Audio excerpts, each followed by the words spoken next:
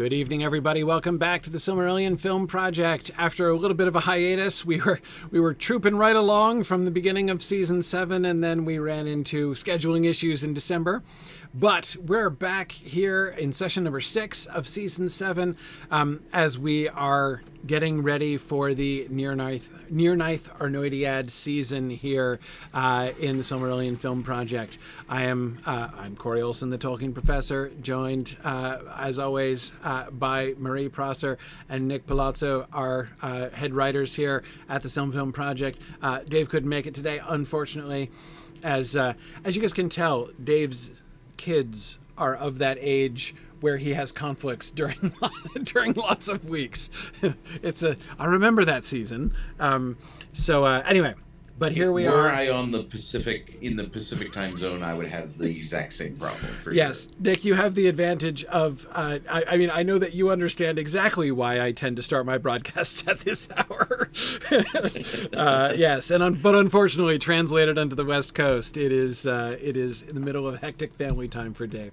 But anyway, here we are. We're hoping he'll be able to be with us next time.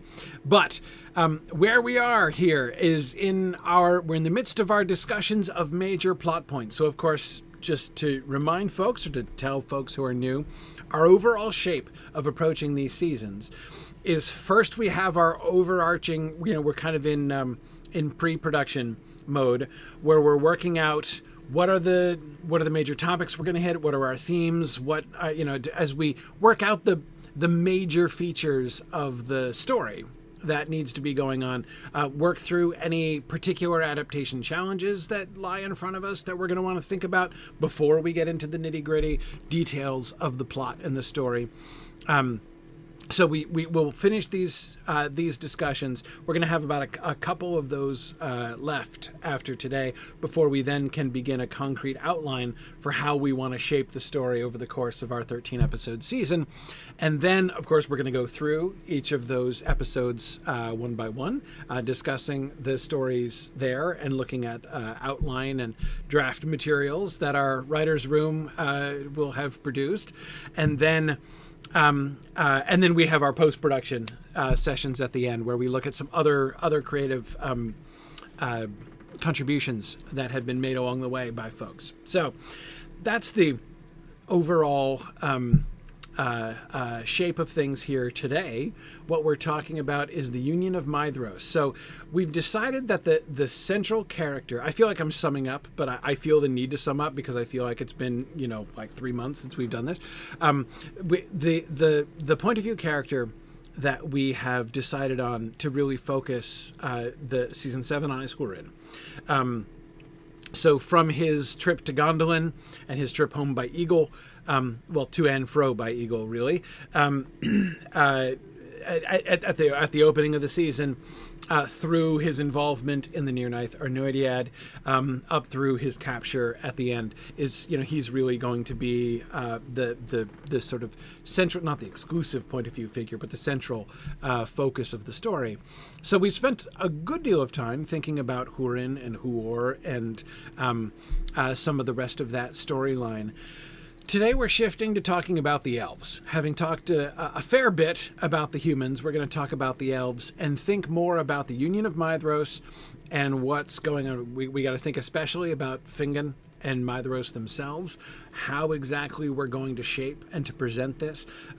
This, of course, is another wonderful example. We have come across so many examples of this over the years in our SilmFilm discussions where Tolkien says something in a sentence or maybe a paragraph, right?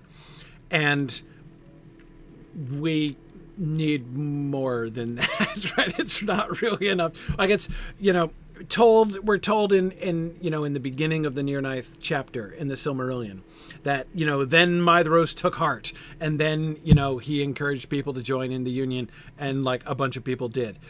that's a lot of stuff. Like, what was that thought process like? What conversations did he have? Who's buying in and who's not? Where do people stand on this? What kind of, what is the story there? So as usual, when we're taking that kind of a broad statement and the formation of the Union of Maedhros, the resolution to do it, and the formation of the Union itself and the plans that they make are discussed in a very big sort of overview way by Tolkien quite briefly.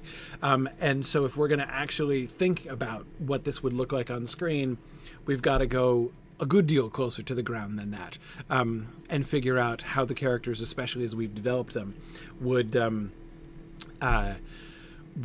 act and would talk in the kinds of conversations that would be happening here. So that's going to be our topic of discussion today: the elves in general, and the Feanorians, and Fingolfinians in particular.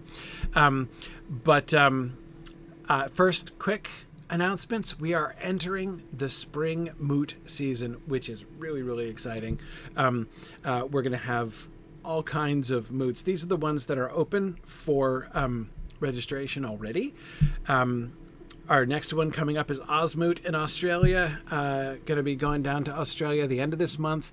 And so we're going to be in Sydney. There's going to be a lot of SilmFilm action at Osmoot, as there always is. Ilana is there, who is the writer on a couple of our episodes last season. And of course, Phil Menzies, our long-term composer of the score. It's funny because, we may, there are a lot of things that we can't really do production-wise for SilmFilm. But a score is something we kind of can do, and that's really fun. Anyway, so Philip will be there too. So Philip and Ilana and I will be there together, and we'll be doing some SilmFilm discussions and stuff. It's going to be great fun. So that's Osmoot at the end of January, and of course, all of our moots are fully hybrid, so people anywhere are able to join in. Though the needless to say, if you want to join live, the times of the sessions in Osmoot are going to be a little bit odd in North America, for which the people of Australia do not apologize at all, as to finally they get something that's in their time zone. Anyway, so we have there actually, so not only do we have all the regional moots that are posted here: Sunshine Moot in February, Tex Moot in April, SoCal Moot in May, as well as UK Moot over in York, England in April, in late April as well. There are also even a couple others that they're not released yet, but we're working on those, including the regional moot that's closest to my co-hosts here today. We're going to have Potomac Moot down there in Virginia, and that should be in late March, and then Wild Rose Moot up in Edmonton, Alberta, which is going to be our second Canadian moot ever. Really excited to get up to Alberta and hang out for the Tolkien Club at the University of Alberta, fun fact, is the first organization that ever invited me to do a guest lecture in my entire career. Like I did many years before the invention of Zoom, I organized a hybrid live presentation at one of their sessions by their invitation. This was back in 2009, maybe 2008. It was ancient days, but that was really fun. Anyway, it'll be fun. It'll be fun getting up there too. So lots of things going on, and of course the Signum Collaboratory. Encourage folks to check that out. Really, really exciting new project that I don't have enough time to talk about right now, but really fun stuff at collaboratory.signumuniversity.org. I'll come back and I'll talk more about that at a future episode. Let's see where we are. On the map is always where we are. Now, one of the issues that is going to be fun to deal with, because this is one of those things that Tolkien speaks of relatively little, right? And that is, how exactly are people communicating? And how are we going to handle that, right? Looking at the map, this is the first thing that occurs to me, right? Is when we're looking at the map and we're thinking of Maedhros over here in Himring, right? And the Feanorians having more or less solidified themselves in the March of Maedhros again, over here. And Fingolfin still holding firm in Ithilcirion and over here in Mithrim. Fingon. That's what did I say Fingolfin? Sorry. Fingon over here. My apologies. In memory of Fingolfin, over here in Mithrim and Ithilcirion. But there's now a whole wide swath of hostile territory in between them. Right. So there's 3 methods of communication that I can see. One is they have to make use of Doriath. Mm-hmm. They have to get Doriath to act as the go-between, which means that Thingol knows every single message that passes through, because there's no way he agrees to have secret messages that he's not aware of pass through his territory, especially going from the Feanorians to Fingon. Right. They could do Pony Express south and around Doriath, which seems pretty likely, to be honest, as the method that would be used. So we're talking days between messages at the minimum. Yeah. The other option is, and we haven't gone very heavily into this, but telepathy, which, by all accounts, there's no range limit on.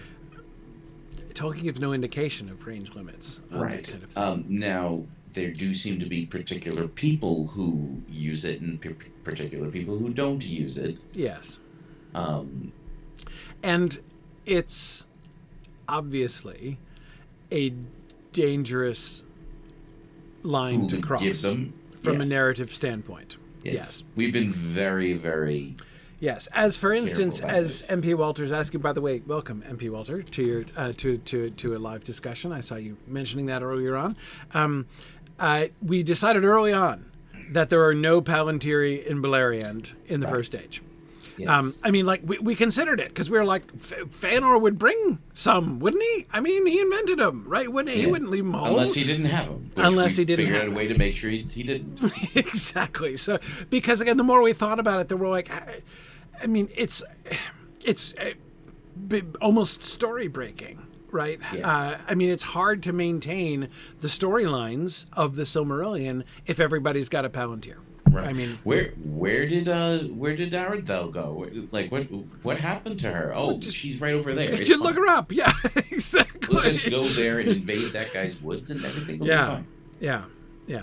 Right. So we have to be careful that if we make a choice, that it's something we can sustain through the next few seasons of the first age, because this problem is only going to get worse. Yes. Because pre-Dagor Bragollach, people could travel pretty freely. I mean, obviously, bad things happened, like to Aradel. Right. So it's not like it was not a zero danger, but yes. It was fairly easy to move about. You could pass over Ardgallan, so it wasn't. Yeah. Right. Yeah.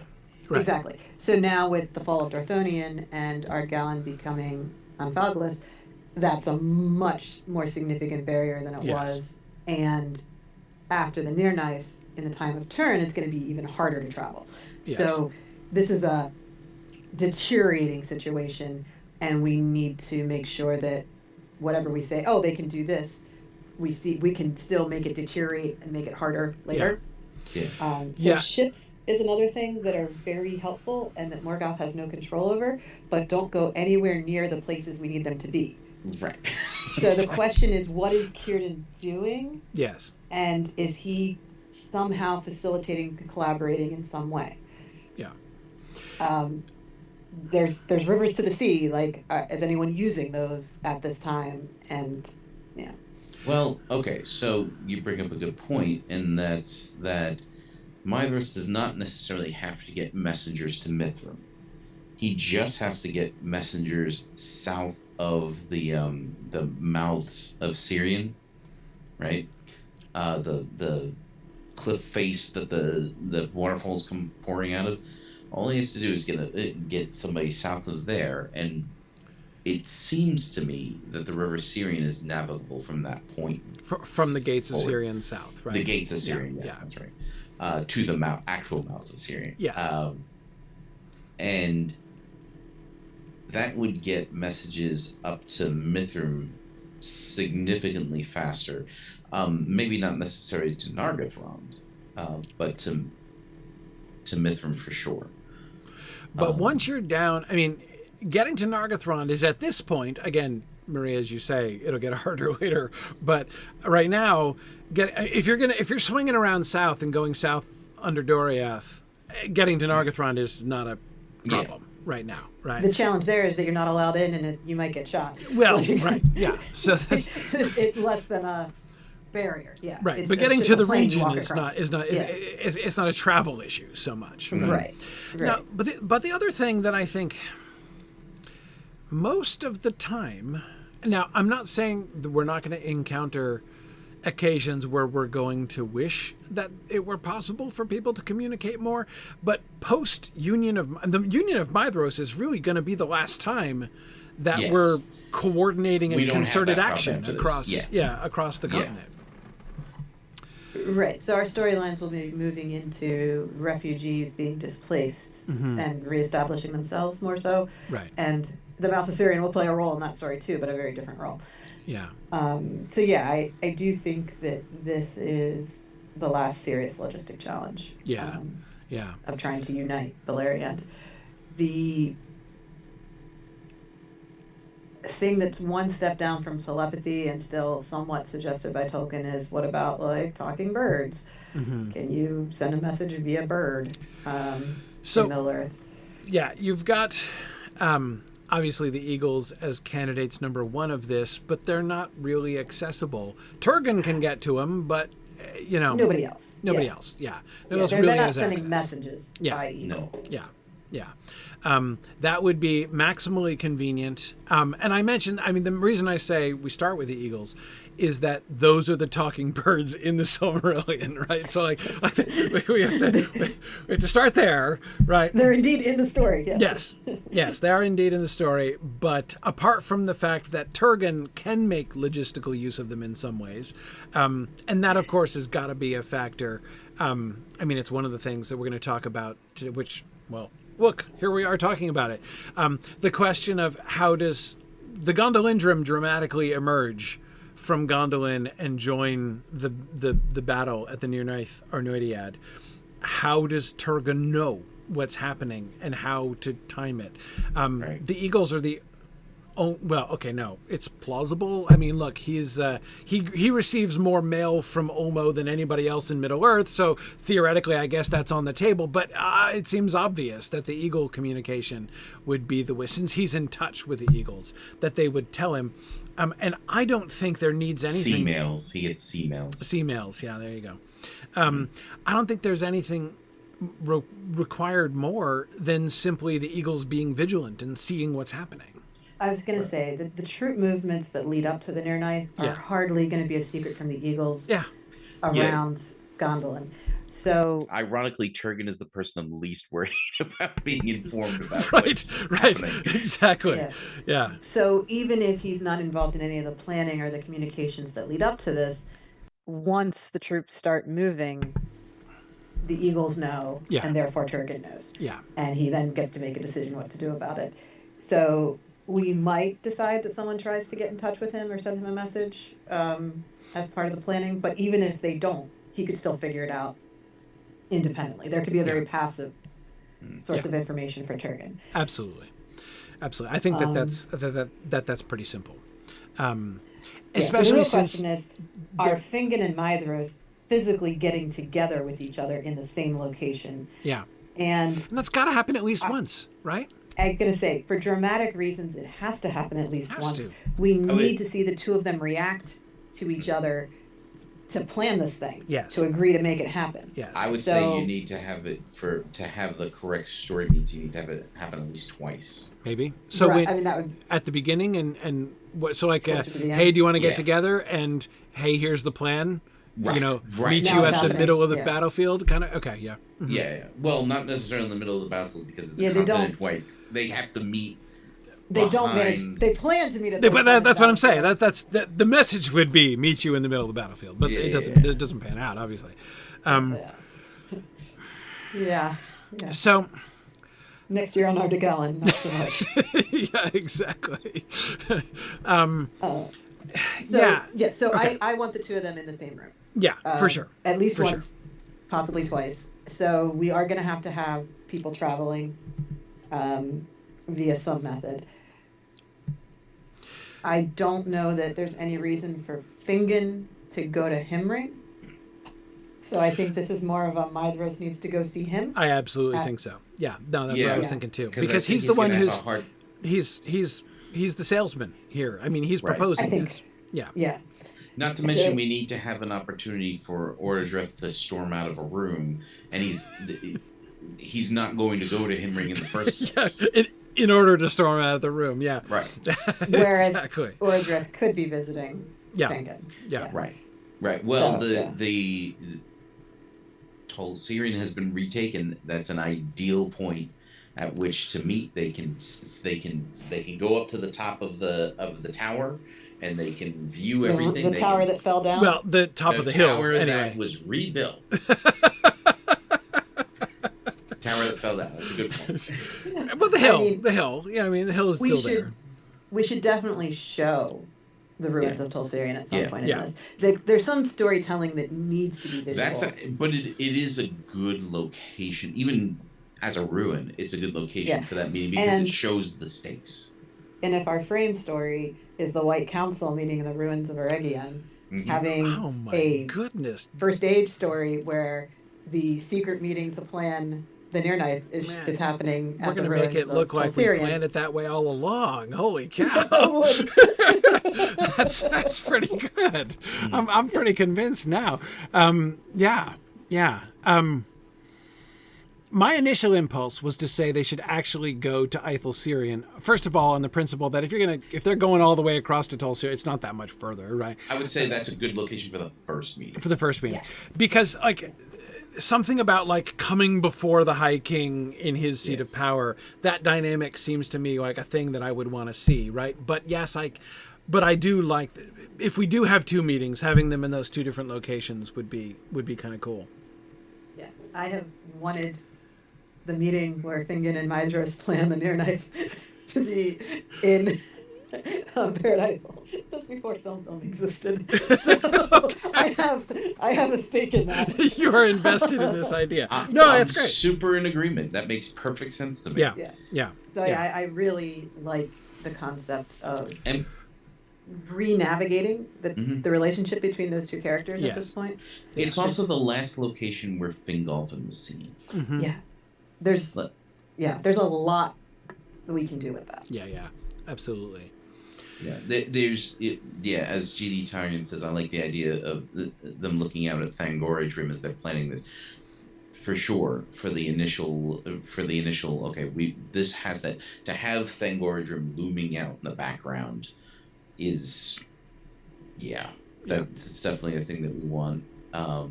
We've done a lot of work on establishing what Barad Ethel is like, so the geography is very familiar to people after seasons 4 and 5.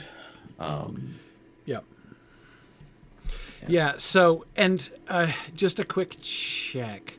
You don't think we're going to have much problem with travel time? We're not in a big hurry in this season, are we? People can just appear at the places that they need to be within I know a that's day a and thing, a half. right? No several horses, hours no baggage. We would be following an they long and shouldn't even august bring tradition horses, if we I did think. that. But What no, are I mean, horses? we're not on a tight schedule in this season, are we? Right, No. especially not at the beginning. Right. Yeah. For the early parts of this with the planning, it can be a long, arduous journey that they just show up from the Boromir's journey of 100 days to get to Right. the Council of Elrond. We can do that because what's 100 days? Yeah.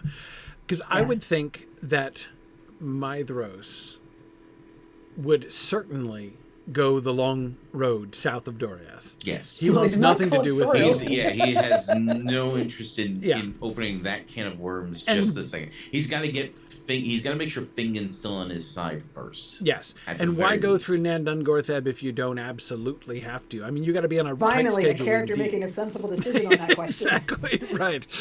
As everyone else is like, oh, let's just walk. Hey, look, a shortcut. Yeah. A casual la-di-da approach to the new Spider Town. The trees are quite lovely. Anyway, yes. So he would go around, and of course, I would think. Wait, do we have Maedhros calling like his brothers together at Himring, or does he go visit them on his way? Like, do we have Maedhros doing? Because he could do like a sort of. There's not much of a tour to visit in East Beleriand anymore. Like Himring's kind of it. He retook the marches, but the lands were overrun during the last battle. Yeah, but they definitely did. Like, they definitely had to have driven the orcs out of the plains south of them. They did. Is Amras still living in his yurt? I think his yurt days are over. His yurt days are over. Yeah, he's got to be. He's probably hanging out with this or that brother. Okay. Right, and obviously Caranther doesn't have his tower anymore. Right. And where's the dragon? Is the dragon's not still over there? Is no, the tower is the Dorthonion. tower is under joint management between Caranther and the dwarves now. That was mostly the dwarves, though. I was gonna say sure, but that was a treaty that was negotiated. Yeah. In the end of season 6. Right. Yeah, but the point is, Caranther's no longer in charge, and that's not his place anymore. Right. The dragon is in Dorthonion, so no one's going through Dorthonion, by the way. Yeah. It's not as bad as Nan Dungortheb, but you could probably sneak through there with, like, one or two people could probably sneak through there with reasonable expectation of surviving. However, it's kind of like driving around on the highway without your seatbelt on. Right. Or, yes. Well, yeah, it's not quite Tarnafuin yet, but it's headed in that direction. And, yes. I mean, yeah, it's not a place anyone wants to be. We didn't have Sauron filling it with madness, did we? No. Before he heads out? It's Glaurung. So we needed the infestation of madness, but we had other work for Sauron, right. So instead of having... The infestation of madness is now coming from Glaurung's brood. Right, yeah. There's baby dragons. In Riddle's Well. Yeah. Right. Gross. Yes. Baby dragons. Gross baby dragons. Not as opposed to cute baby dragons, right. Which is always a possibility. Not cute baby dragons. See, the text actually leads us to believe that dragons are born scaleless, right? So, like, I imagine this pit of, like, slimy, writhing little dragon worms. Ladies. Yeah. Mm-hmm. Yes, worms. In fact, yeah. Mm-hmm. Yeah. They develop scales as they get older. Right. And those scales toughen and thicken as they get older. Yes. Working the Smaug's boasted progression backwards. Yes. That would follow. Yeah. Mm-hmm. And if they spend all of their time, if they spend significant amounts of time during that maturation process laying on metals and gems, then those get encrusted into their undersides instead of growing scales. And there would be a certain quantity of those available to them, as there were a couple of the Noldor who lived there. Mm-hmm. So, yeah. It's not, it's not Nargothrond, but still. Exactly. Yeah. This is not. Nor yet Erebor. Right. It's not a horde, right. But if you're a dragon, you will find. It's a nest egg. It's exactly. It's just a little starter. Just a starter kit. Yeah, exactly. Yeah, starter pack. Yeah. For your horde, you got to start somewhere. Yes. Yeah, a little horde booster pack. Okay, so yeah, great. So so then all of the Théanorians then are pretty much living in the greater Himring area. So I think so. Okay, so we would begin with Maedhros would begin with hang on, I'm being very unsystematic.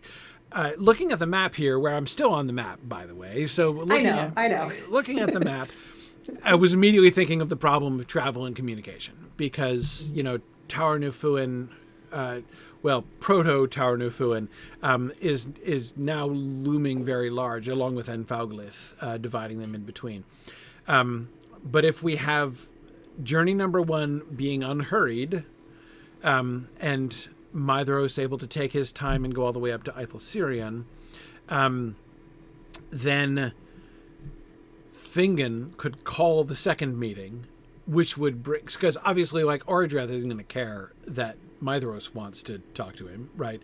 But if Fingon called a meeting at Silmarillion and asked Orodreth and Thingol to send delegates, and he's asking for everybody to to have a whole council there at Silmarillion, then many would in fact come at Fingon's behest, and Maedhros would be there. So that, I think, would work to get everybody together. And I for that reason, I think, Nick, I think for that reason alone, it's a good reason to have the 2 meetings, because we can have those 2 quite separate meetings, right? The one which is where we can really focus on Fingon and Maedhros, the 2 of them, and then the second one where we're looking at the broader council and the everything from who's willing to work together and to what extent, down to tactics and plans for the battle. So those definitely do seem that we want to definitely separate those 2. So does Maedhros doesn't even necessarily have to go home in between, does he?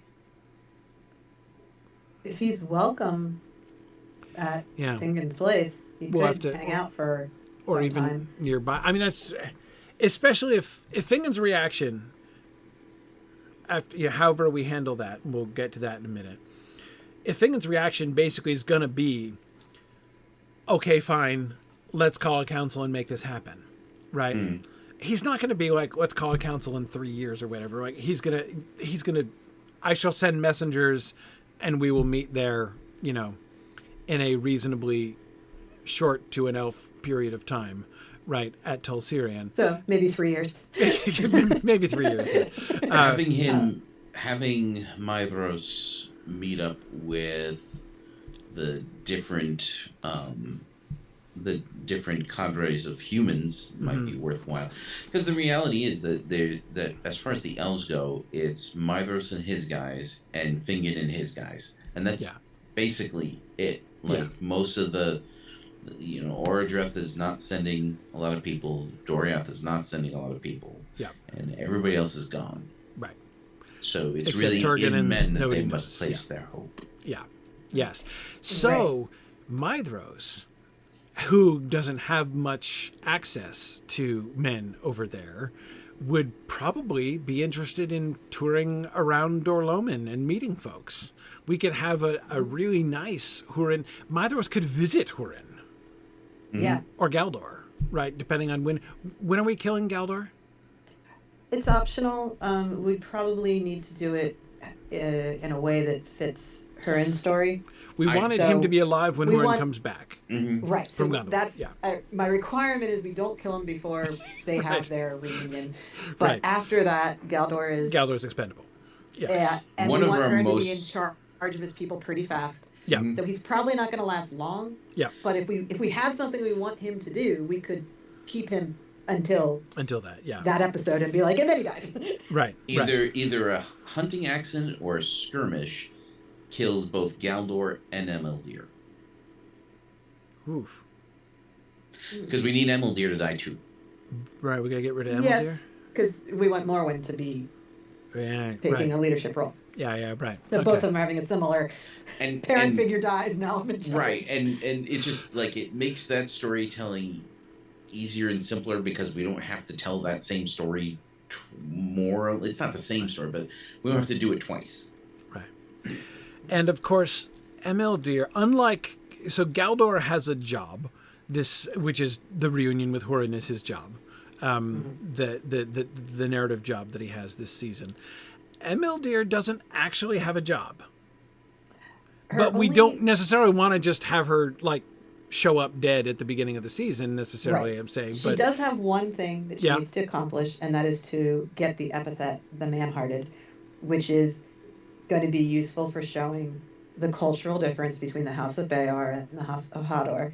That to the House of Hador, she's a strong leader. Right. Well, she's a strong leader, so she acts like a man. Right. As far as they're concerned. Right. It's like, okay, you just took this whole group of people across the land to a new home. That's what Hador did. So Man-Hearted. Right. You know? Right. Like, in their mentality, so we want to establish that cultural difference with her. So she needs to be alive to get called that. Okay, you're right. I'd forgotten. But we do have a plague that's going to come through and kill Elias, and it can kill other people too. We do have a plague. We can kill any number of people. That's a lot later in the game. Oh, right, because Hurin and Morwen are married and have kids already. So that's true. So if we need someone to die by the end of the season, but not in the near night, we've got the plague. For characters that we need to die for story reasons earlier, we should probably find ways to.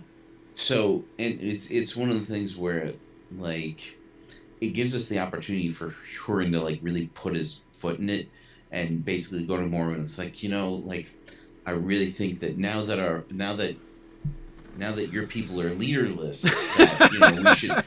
You find yourself, because you find yourself without a leader, a leadership figure. Yeah. Like there's nobody to step into the role of Emildir.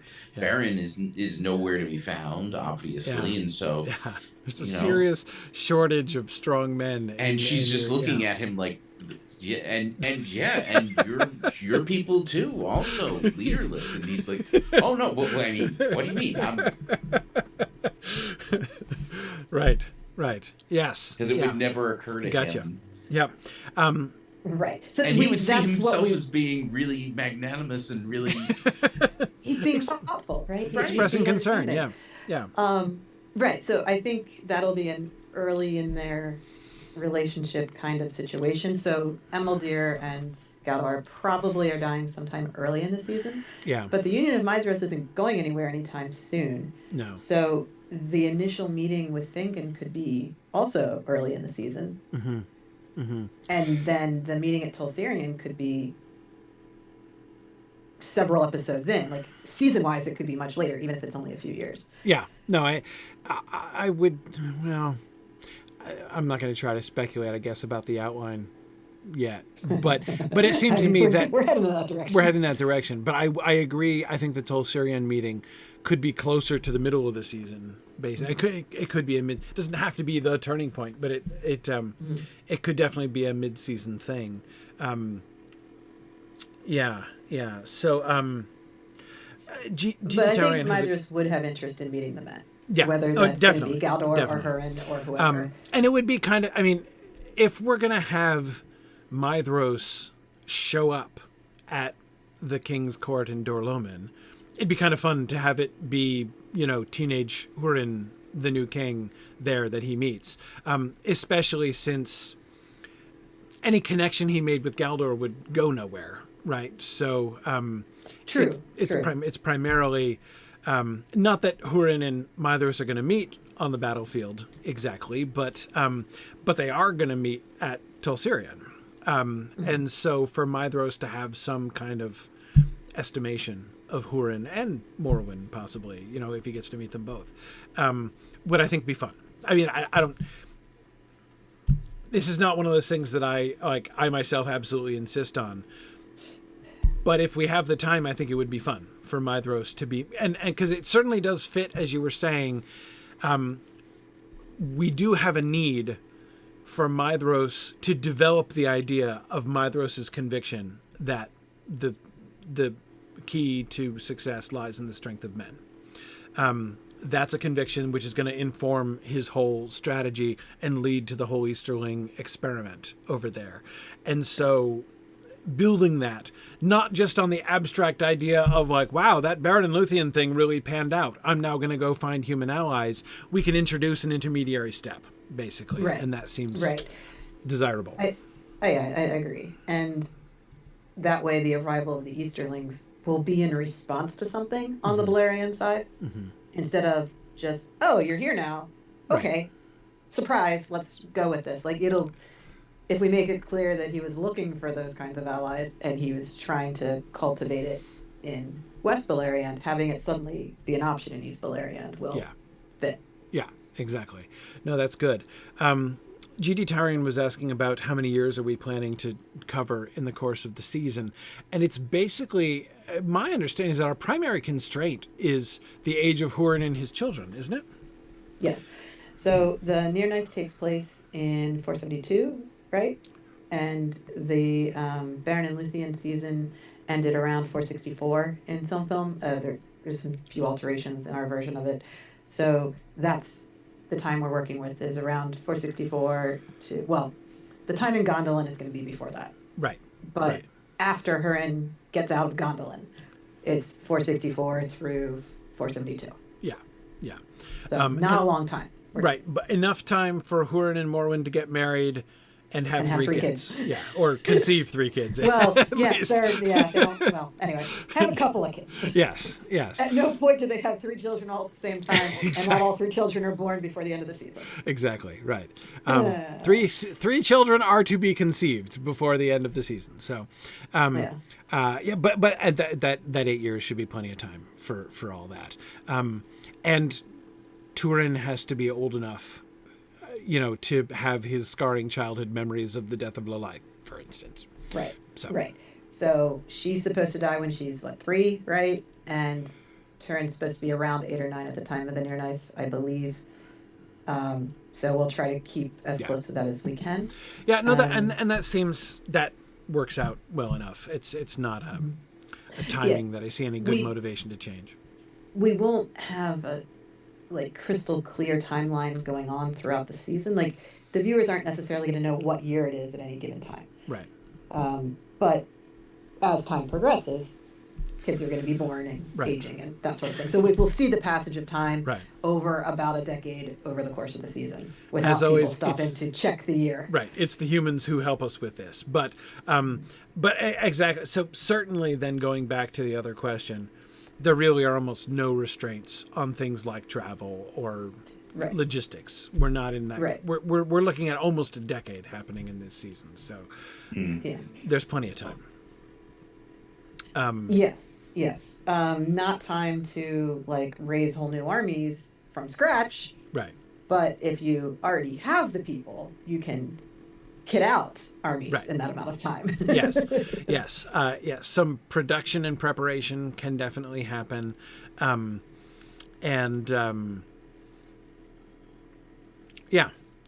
there's plenty of we don't have to be in a huge rush, which is nice. Yeah, that is helpful. Okay, well, let me actually do my other slide. So let's talk about Fingon, which is our first slide here. So we are here picking up in this season. This season is, in one sense, needs to be, I think, an important goal of this season is it needs to be a satisfying payoff of the Fingon and Maedhros story that has developed over the years, right? Yes. We showed them being friends in Valinor before the exile, when they were adolescent elves over there together. We showed the Fingon's distress about at being left behind, and Maedhros' distress at abandoning Fingon at the burning of the ships. Of course, we did in episode 1 of season 4, we did the rescue of Maedhros by Fingon and the abdication of Maedhros in favor of Fingolfin, and have occasionally come back to the tensions within the Feanorians that has created. But it's been a while. I mean, it's been really since season 4 that we've done much of anything with the Fingon-Maedhros relationship. Season 5, we had a lot of Fingon and Fingolfin, but there was no really direct connection between Maedhros and Fingon that I recall much in season 5. And then, of course, in That's season correct. 6, it didn't happen. So season 6 was Baron and Luthien. So it's been a while. It's not been like a continuous storyline. So it's, to some extent, we've got a lot of setup for it, but we need to come back to it, kind of rebuild that, and make this into a fitting culmination of what had been an important subplot, really, among the Noldor in Beleriand. So that's one of the challenges that I think we have to face. But at the same time, Fingon has a whole bunch of other stories connected with him. And the first big one is Fingon is High King now. How's that going? Like, Yes, we haven't really seen. yeah. What's that about? Yeah. Because we had Fingolfin's death at the very end of season 5, like in the closing moments of season 5. The High Kingship of Fingon was established as a point of interest, right? I mean, it's mentioned as a point of interest in the context of the Baron and Luthien story, but we have no interaction. We got nothing at all in that. So we have no idea. Fingon appeared in the first episode with some brief conversations with Finrod, who was the focus of those scenes. Right. And then he left, and we haven't seen him again. Right, exactly. And yeah, actually, let's start with GD Tarian's question, which is, what does it mean to be High King in the post-Dagor Bragollach world, right? That's an excellent question. We had decided that what it meant to be High King before was primarily that you are the unquestioned leader of all joint military efforts, right? Yes. They're all kings, right? They're all kings ruling their own kingships. They don't owe, like, fealty. They don't, pay tribute. Isn't the king. Was He's that- just Lord of Himric. Maedhros isn't a Maedhros king. isn't He's a king. only Lord of Himric. Lord of Himric, right. But I think that's a title that he has created that scenario specifically Right. to avoid the appearance of Yes. Rivalry. competition. Yeah. He Right. doesn't want to Nobody have calls him king, but he's kind of unequivocally in Right. charge of this Beleriand in a he very doesn't want to particular have a way. West Rome and East Rome Mhm. scenario, essentially, is what he's trying to avoid. Exactly. But clearly everybody, even during Fingolfin's reign, everyone is leaving everybody else. I mean, there was no question of, anybody having to ask Fingolfin's permission or whatever. No. But clearly, if we're in battle, Fingolfin is the leader. Right. Which was why when Fingolfin traveled around and tried to rally the troops to actually do a thing, and he couldn't even get anyone on board for it, it was like, this is your one job as High King, and everyone's supposed to defer to you. And they're like, yeah, but have you considered maybe just not? Right. Yes, exactly. So Fingolfin was able to plan the Leaguer, and he did coordinate and organize that. But yeah, Fingon obviously is not going to start with the Leaguer because that's gone. Yeah. So what is Fingon doing as High King, other than just ruling his own kingdom up? Well, I want to come back to what you were just saying, because that is what you were just saying about Fingolfin. And ultimately, it feels like Fingolfin's failure to create the military union that he was attempting to create in season 5 is essentially the death knell of the High Kingship as a real thing, right? I mean, yes, there's still a High King, technically, right? But If you can't do the one thing, if you the High can't King do does, the one thing, then it's just purely a nominal title of respect, right? It means if Fingolfin could not bring them together into a united military action, then the title of High King does not actually mean anything in practice on the ground. And that Fingon is called High King after Fingolfin's death is polite, right?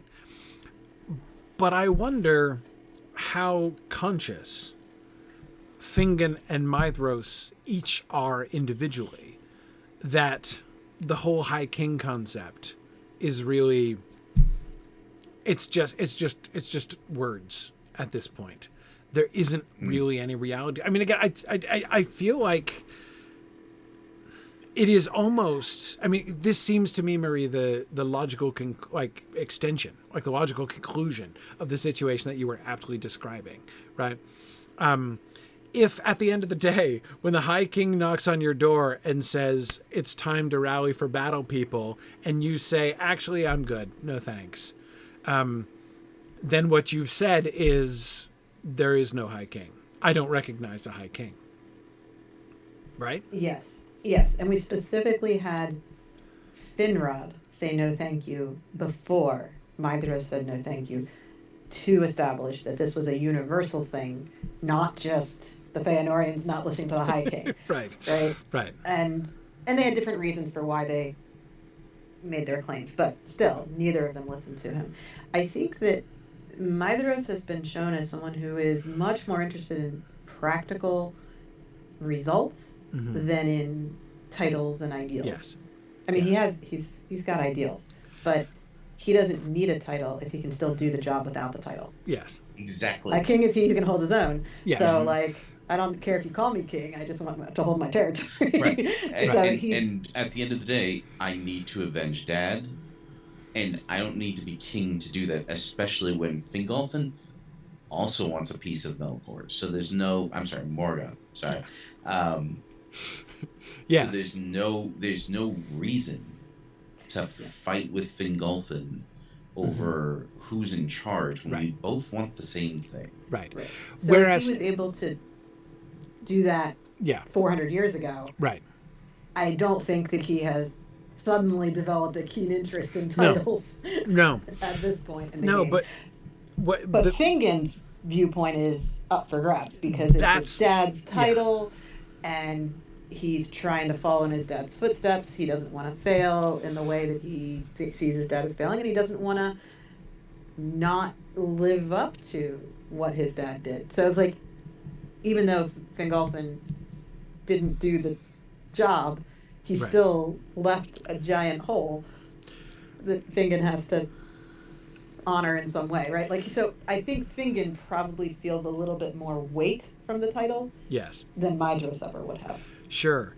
And so I think, on the one hand, Fingolfin did kind of fail at the High King job, but death, in his death, he accomplishes something. That was a thing that we decided, that in everybody's eyes, he accomplished something. So there is a sense in which, for 95% of the time looked like he wasn't accomplishing the job, at the end, he accomplished something, right? He did accomplish what could be called, well, not exactly military leadership so much as military, like he was paving the way. He was demonstrating, right? He successfully demonstrated that this was possible, right? In a way that Fingon in particular would respect and admire.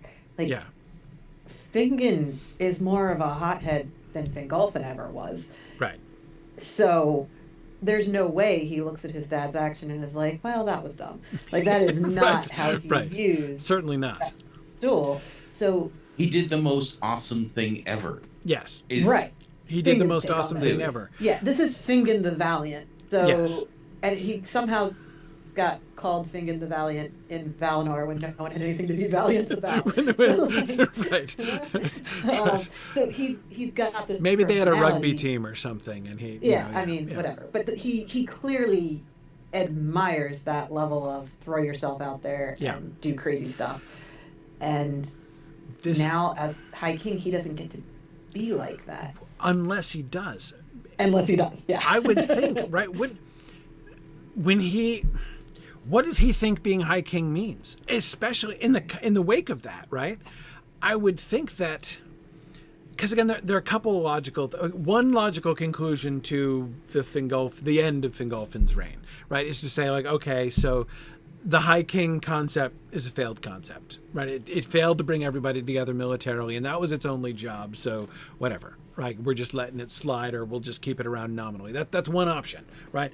The other, for Fingon in particular, is, okay, in his final battle, my father redefined what being the High King means, right? And he did accomplish something as the High. He did pave the way. He led us, right, in this as an exemplar, right? He showed all of us the way. that's what a High King should do. Not to be politicking, not to be like, that's not his job. The job of the High King is to be riding in the front, sometimes hundreds of miles in the front, but riding in the front, right? Right? I mean, that so that he is that's High what Fëanor did. Exactly. I mean, that's what Finwë did. It's really hard to argue that that's what the High King does when they keep dying that way. Exactly. All kinds of precedent in support of this. So yeah, I mean, I definitely don't think that, for all of these reasons, I think that everybody's view of the High Kingship is sort of different. My suspicion is that everybody else, certainly the rest of the Fëanorians, are like, whatever, High King, Fingon, right, whatever. Like, they don't care. Like, they weren't, like, Caranthir, I think Curufin. the Fëanorians care a bit more about titles. Like, They do. Maedhros being like, we don't need to be kings. Why was Curufin so keen to take over Nargothrond? No, exactly. Well, I if was you're in going charge of Nargothrond, raise you get to that. be king of Nargothrond, Yeah. don't you? Like, Yeah. there wasn't just that they wanted to be in charge of a group of people. I think Curufin in particular has wanted the High Kingship the whole time. He sees himself as his father's heir, and he's sick of other people taking this title that should be his. Mm-hmm. And so that undercurrent of there is a title, and because I can't have it, it's worth something, like the sour grapes approach. Right. I think is how the Fëanorians feel Yeah, about no, the High Kingship. that makes like, sense. They really, really want it because it's not theirs. If they had it, they'd be like, oh, whatever. Right. And certainly, again, I mean, Curufin was resistant to Fingolfin himself, and I think is going to have very little respect for Fingon. He was making dismissive remarks about Fingon in season 6. Yes. Not to his face, obviously, but yeah, implying that it's Fingon only has this in name only, as a very temporary thing. And, right. Yeah. Yeah. And G.D. Tarion says something about everybody else kind of seeing Maedhros as really being the one in charge, and that may be very well the reason why Orodreth opts not to fully participate, and why, certainly why Doriath opts not to participate. Yeah. Yes. Out of respect for Fingon, Orodreth would come to the council to discuss it. But because he doesn't want to be working for Maedhros, he would not participate. That does make sense. Yeah. And that's how we get little remnants of Nargothrond and Doriath joining, because you don't just show up at a council like this by yourself. You bring some contingent, and like obviously Thingol's not going to come in person, so he's going to send Beleg and Mablung to the meeting. Right. And Beleg and Mablung are like, yes, we're totally in. But by the way, our king is definitely not, and we won't be able to bring anyone else with us. We're in, the two of us. Yeah, all two of us. All two of us. Yeah. So, like, you can see how that dynamic happens if Orodreth speaks at the council and says no, but Gwynder's sitting right next to him going, why'd you do that? Right. Then after they get back to Nargothrond, they have to sort out how Gwynder's going to take a little contingent, and Orodreth will say, okay, fine, as long as you do not march with any Fëanorians. Right. And he's like, no problem, I'm going to go see Fingon, it's great. Right. Like, so they'll work it all out, but Maedhros' presence is what makes it the Union of Maedhros. Mm-hmm. And that's how everybody else perceives it. But Fingon and Maedhros probably all along consider it a joint effort. Mm-hmm. Between the two of them, they were never about one-upping each other or even interested in their family politics being at odds with each other. Like, they were aware of it, obviously, it affected them, but they didn't buy into it at any point. So I think that the private meeting between the two of them will have a very different tenor to what happens in front of the whole group. Yeah, I agree.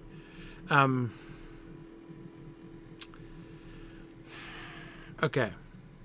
What I'm trying to think of is I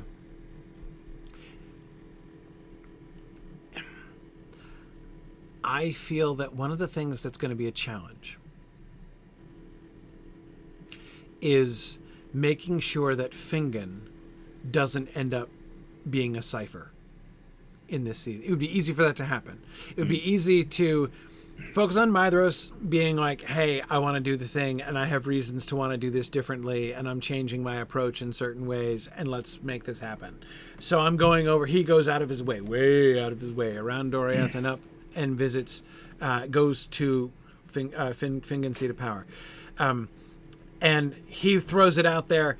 It would be easy to have Fingon be like, yes, friend, because I am your friend, I am in agreement with you. Let's do the thing together. I will call people. And then he calls people and they're like, hi, people, here's Maedhros. He has a plan.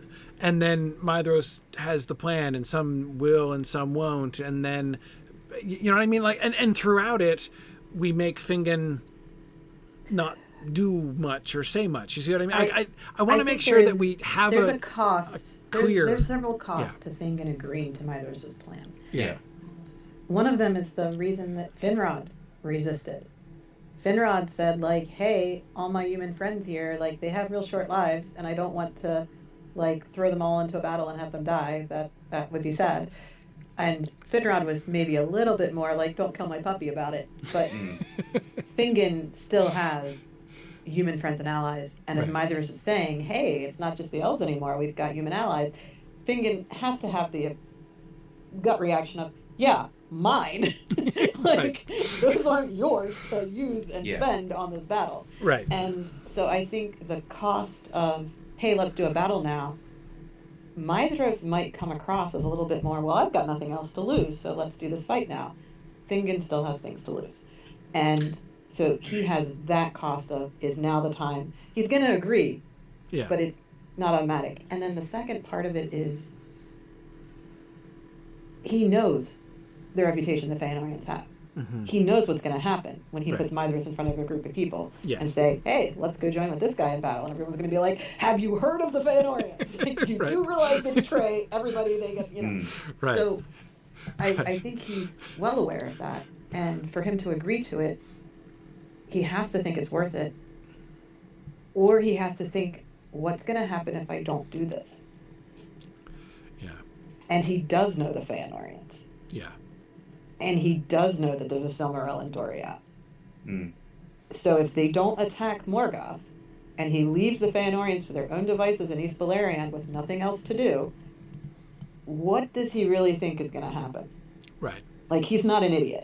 And I'm not saying that Maedhros is going to blackmail him into it. I would join my union or else we attack Doriath. I would think it would go the other way. I would think that Fingon would say to him, you know, like, what's this all about here? Or like, what are your, or basically say, essentially, he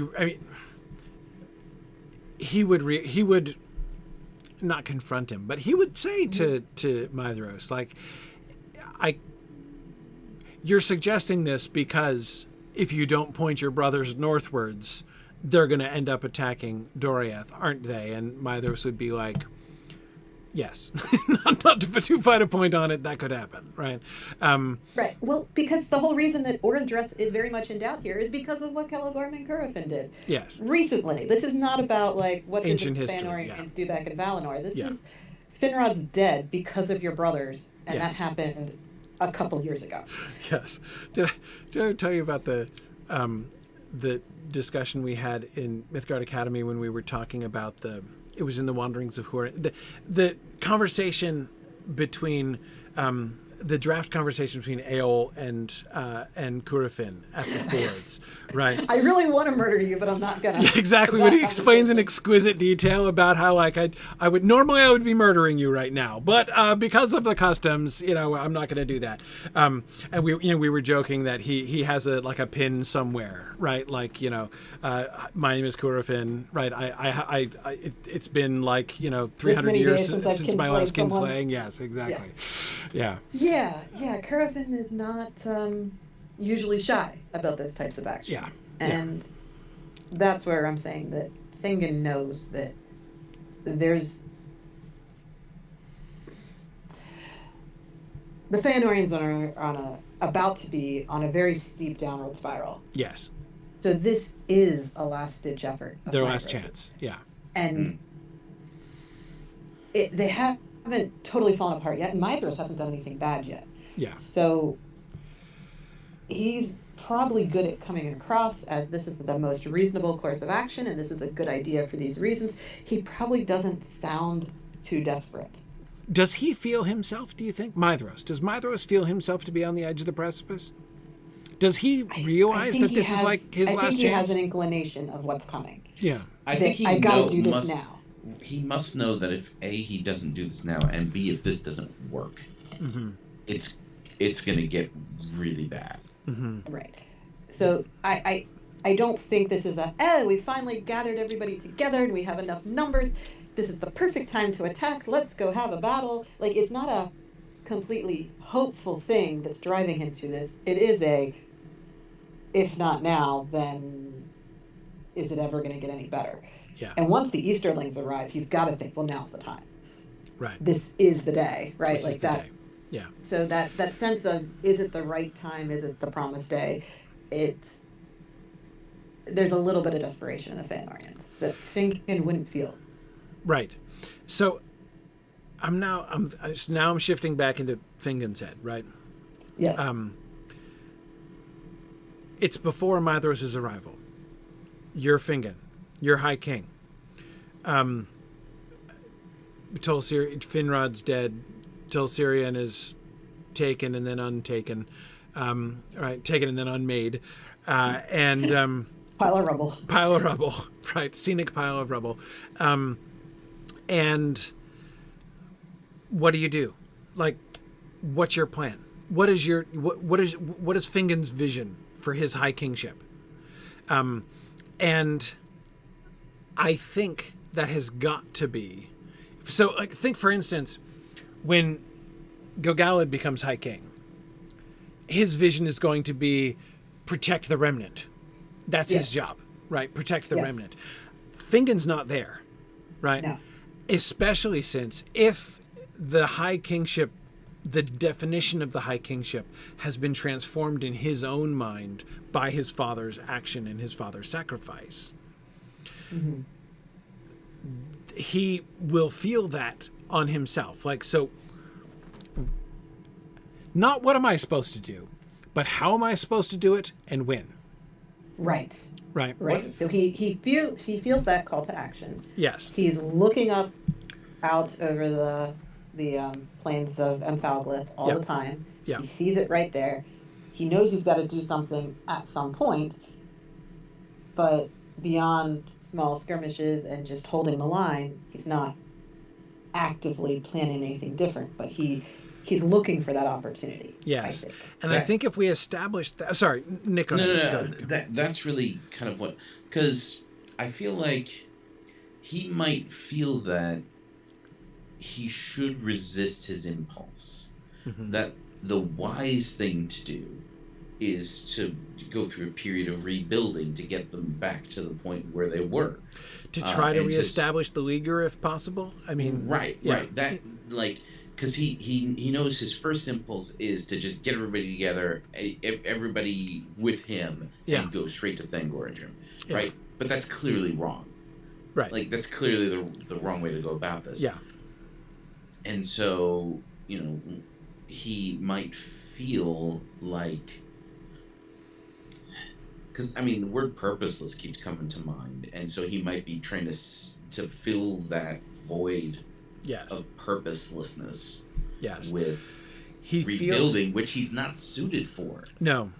And again, that also doesn't... If a desperate charge in the footsteps of his father, not necessarily a solo charge, but like even leading the people on a charge, is if he feels like this is the path I'm called to, this is what I should do, this is what the High King should be. But if he feels like just herring off and charging in his father's hoofprints up towards Thangorodrim is futile, trying to actually rebuild the Leaguer has got to be more futile, right? I mean, there's no future. He has to know that. in addition to, as you say, Nick, not being well suited to it. But the thing that I'm getting at here, I think it's important. We don't want Fingon to be a cipher. We don't want Fingon to be there like, ha, la-di-da, I'm being High King, which means I don't know what. I'm sitting here doing not much, really, until Maedhros shows up. And then I'm like, hey, old friend, yeah, a battle? Yeah. That sounds like a great plan. Let's do it. And then he's just no thoughts or ideas of his own, and he's just going along with Maedhros, right? If instead, basically, he is saying, I must go. I must go in my father's footprints. I should. It is my purpose to assault, to exploit the weakness that my father demonstrated. Right? He is not unassailable. My father proved that, and it is my job as High King to assail him. But when and how? I'm not just going to be imprudent. I'm not just going to when and how. And then Maedhros shows up and says, "He does need Maedhros for that." He doesn't have Maedhros' mind, and so left to his own devices, he probably would have made things way worse than it wound up being. Right. Because the Nerd Knight's not a bad plan. No, that's the whole point. Yeah. Problem is that Morgoth found out about it. It's really quite a good idea. And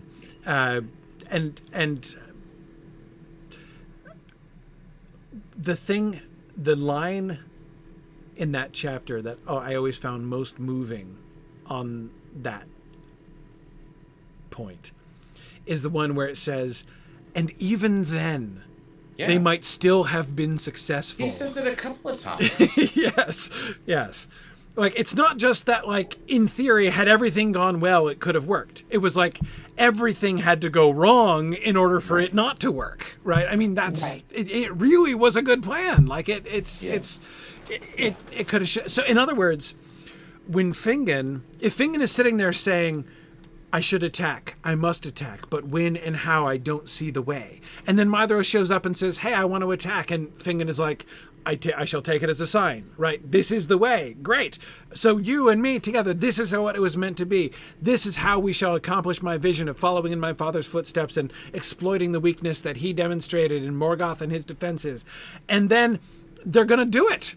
Like, they're absolutely the odds are in their favor, right? I mean, if Vegas had been around, they might have laid even odds at worst on their attacks. At least this is how it needs to look from the Elvish point of view, right? And it's not just delusion. There's a real chance here, right? There's a real chance. And Maedhros can lay out the reasons of what has changed since Fingolfin tried to do it. Yes. We're going to need to tell the audience, like, no, really, guys, it's different this time. Right. Yeah, no, I mean, there is, I really do think that we need to but then, of course, so it's like, just as Maedhros shows up in Ithilcirion and Fingon is like, it is a sign. This means, like, everything is being brought together. So then Maedhros goes home, and then the human armies show up. And he's like, it is a sign, right? Truly, this is exactly how it was meant to be. Everything is coming together in order to bring about the final downfall of Morgoth. This is great, right? And so it really should look. So what we're aiming for is a Fingon died doing what he loved. Like that kind of thing at a funeral where you're like, yeah, it's real unfortunate that this accident happened, but at least he was out there doing what he loved and then he died. Right. Yeah, well, I mean, what we want is to, ideally, we want our audience to believe in their bones that Fingon is destined to succeed where his father failed. That Maedhros is destined to succeed where his father failed. That I this was time... when we were going to bring Maedhros' father into this conversation, because all this, like, in my father's footsteps, it's like, Yeah. This time, it's all going to happen. This time, it's going to work. It really is going to work. This is different. This is totally different from before. And they have him right where they want him. And it begins to work, and it's looking great, like it's going to work. We're right after the Baron and Luthien season, so even if people are like, SilmFilm is always sad, they're like, no, sometimes really great things happen. So we will totally set the audience up for thinking that the end of the season is going to be a great battle. Everything points to the final glittering success of everything. And then everything comes crashing down, and it should be horrible. It should be horrible at the end when everything fails. And that's when all the viewers stop watching. Hang on. You're muted, Nick. That does not make viewers stop watching just because things are sad. Right. Like people did not stop watching Game of Thrones because it got sad. They stopped watching it because it got terrible. Right. And they got angry. Yes. Yeah. I'm saying if we set this up to look like they're really going to succeed and everything is finally aligning and coming together and this is the day, and then the day comes and it all fails, there will be people who will be very angry at us. Which we can do. Sorry, source material. Right. So this is where, but remember, as G.D. Taran was reminding us of our theme of Estelle and Amdir, right? Yes. It's too much Amdir. It's all Amdir. Yeah. Every bit of it is Amdir, and the Amdir is all going to fail, but the Estelle won't. Right. And I do think that some of Fingon's feeling of like, this is what I'm destined to do, is Estelle. Like, Fingon isn't 100% Amdir. Maedhros probably is. Yes. Because he's a little too desperate for this to be a true Estelle. Yes. And he's too. No. I did the math. This is gonna work, yes. You guys. Yes. That's all very Amdir. So Maedhros is our 100% Amdir guy, but Fingon doesn't have to be. Like, Fingon can buy into it because of the Amdir. Yes. But he can have that sense of, no, this is the way it's meant to be. This is the right thing to do. It's all going to work out somehow or another. I've got a good feeling about this. Yeah, exactly. And it also,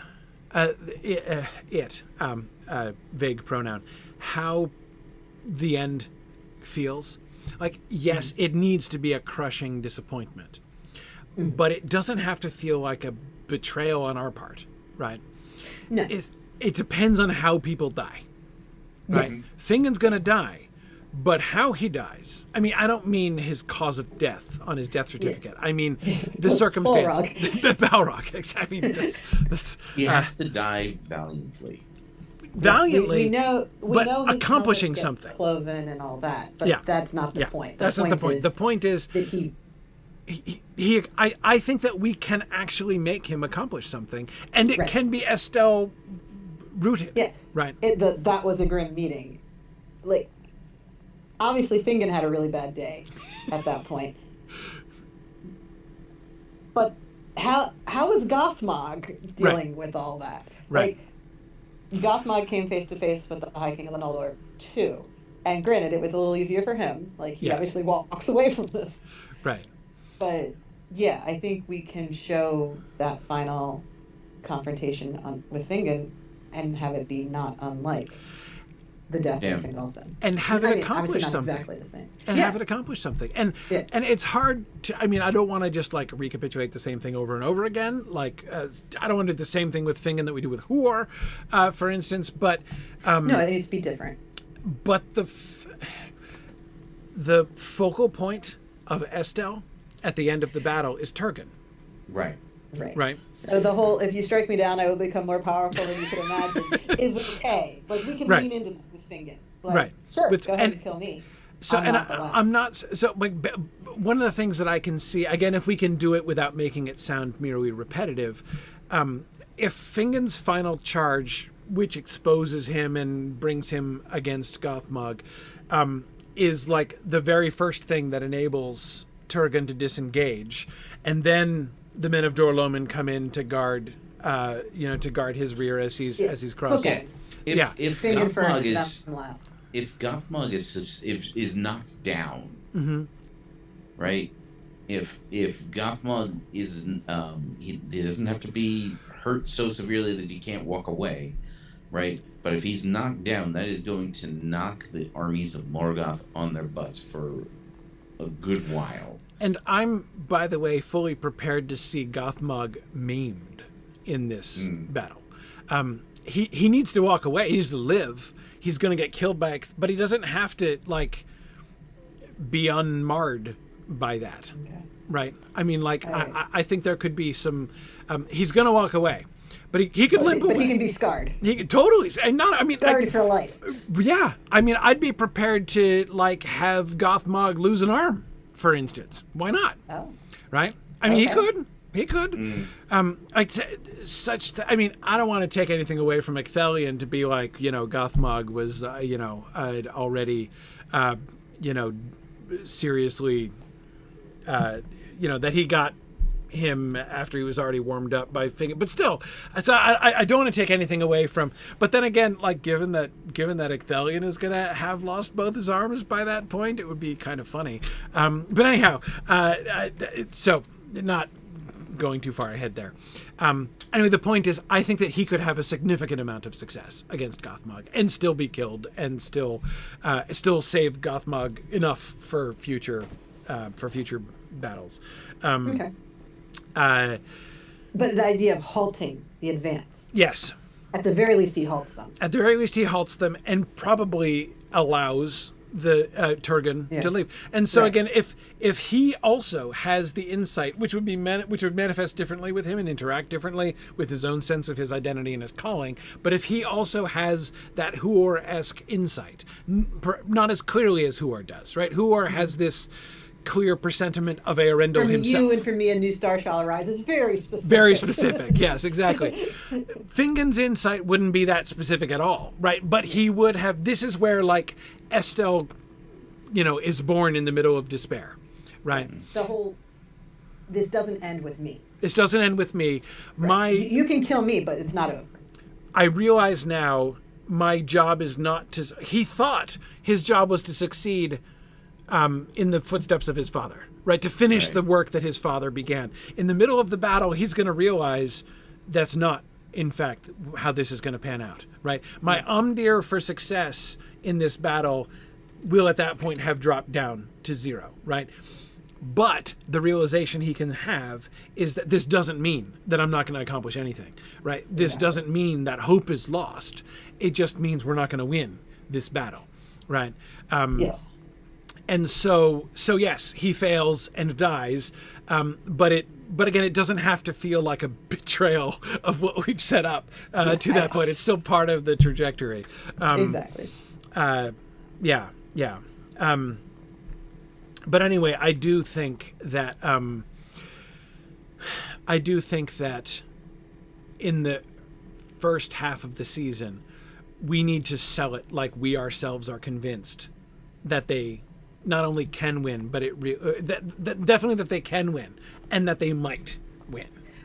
I think the tipping point for that is going to be like we'll have some characters not on board, like Ordreth and Doriath, obviously, and that will be like, oh, are they going to have enough people? Are they going to be able to do this? Right. Once the Easterlings show up, it's like, oh, we've got the numbers now. We're good. Yeah.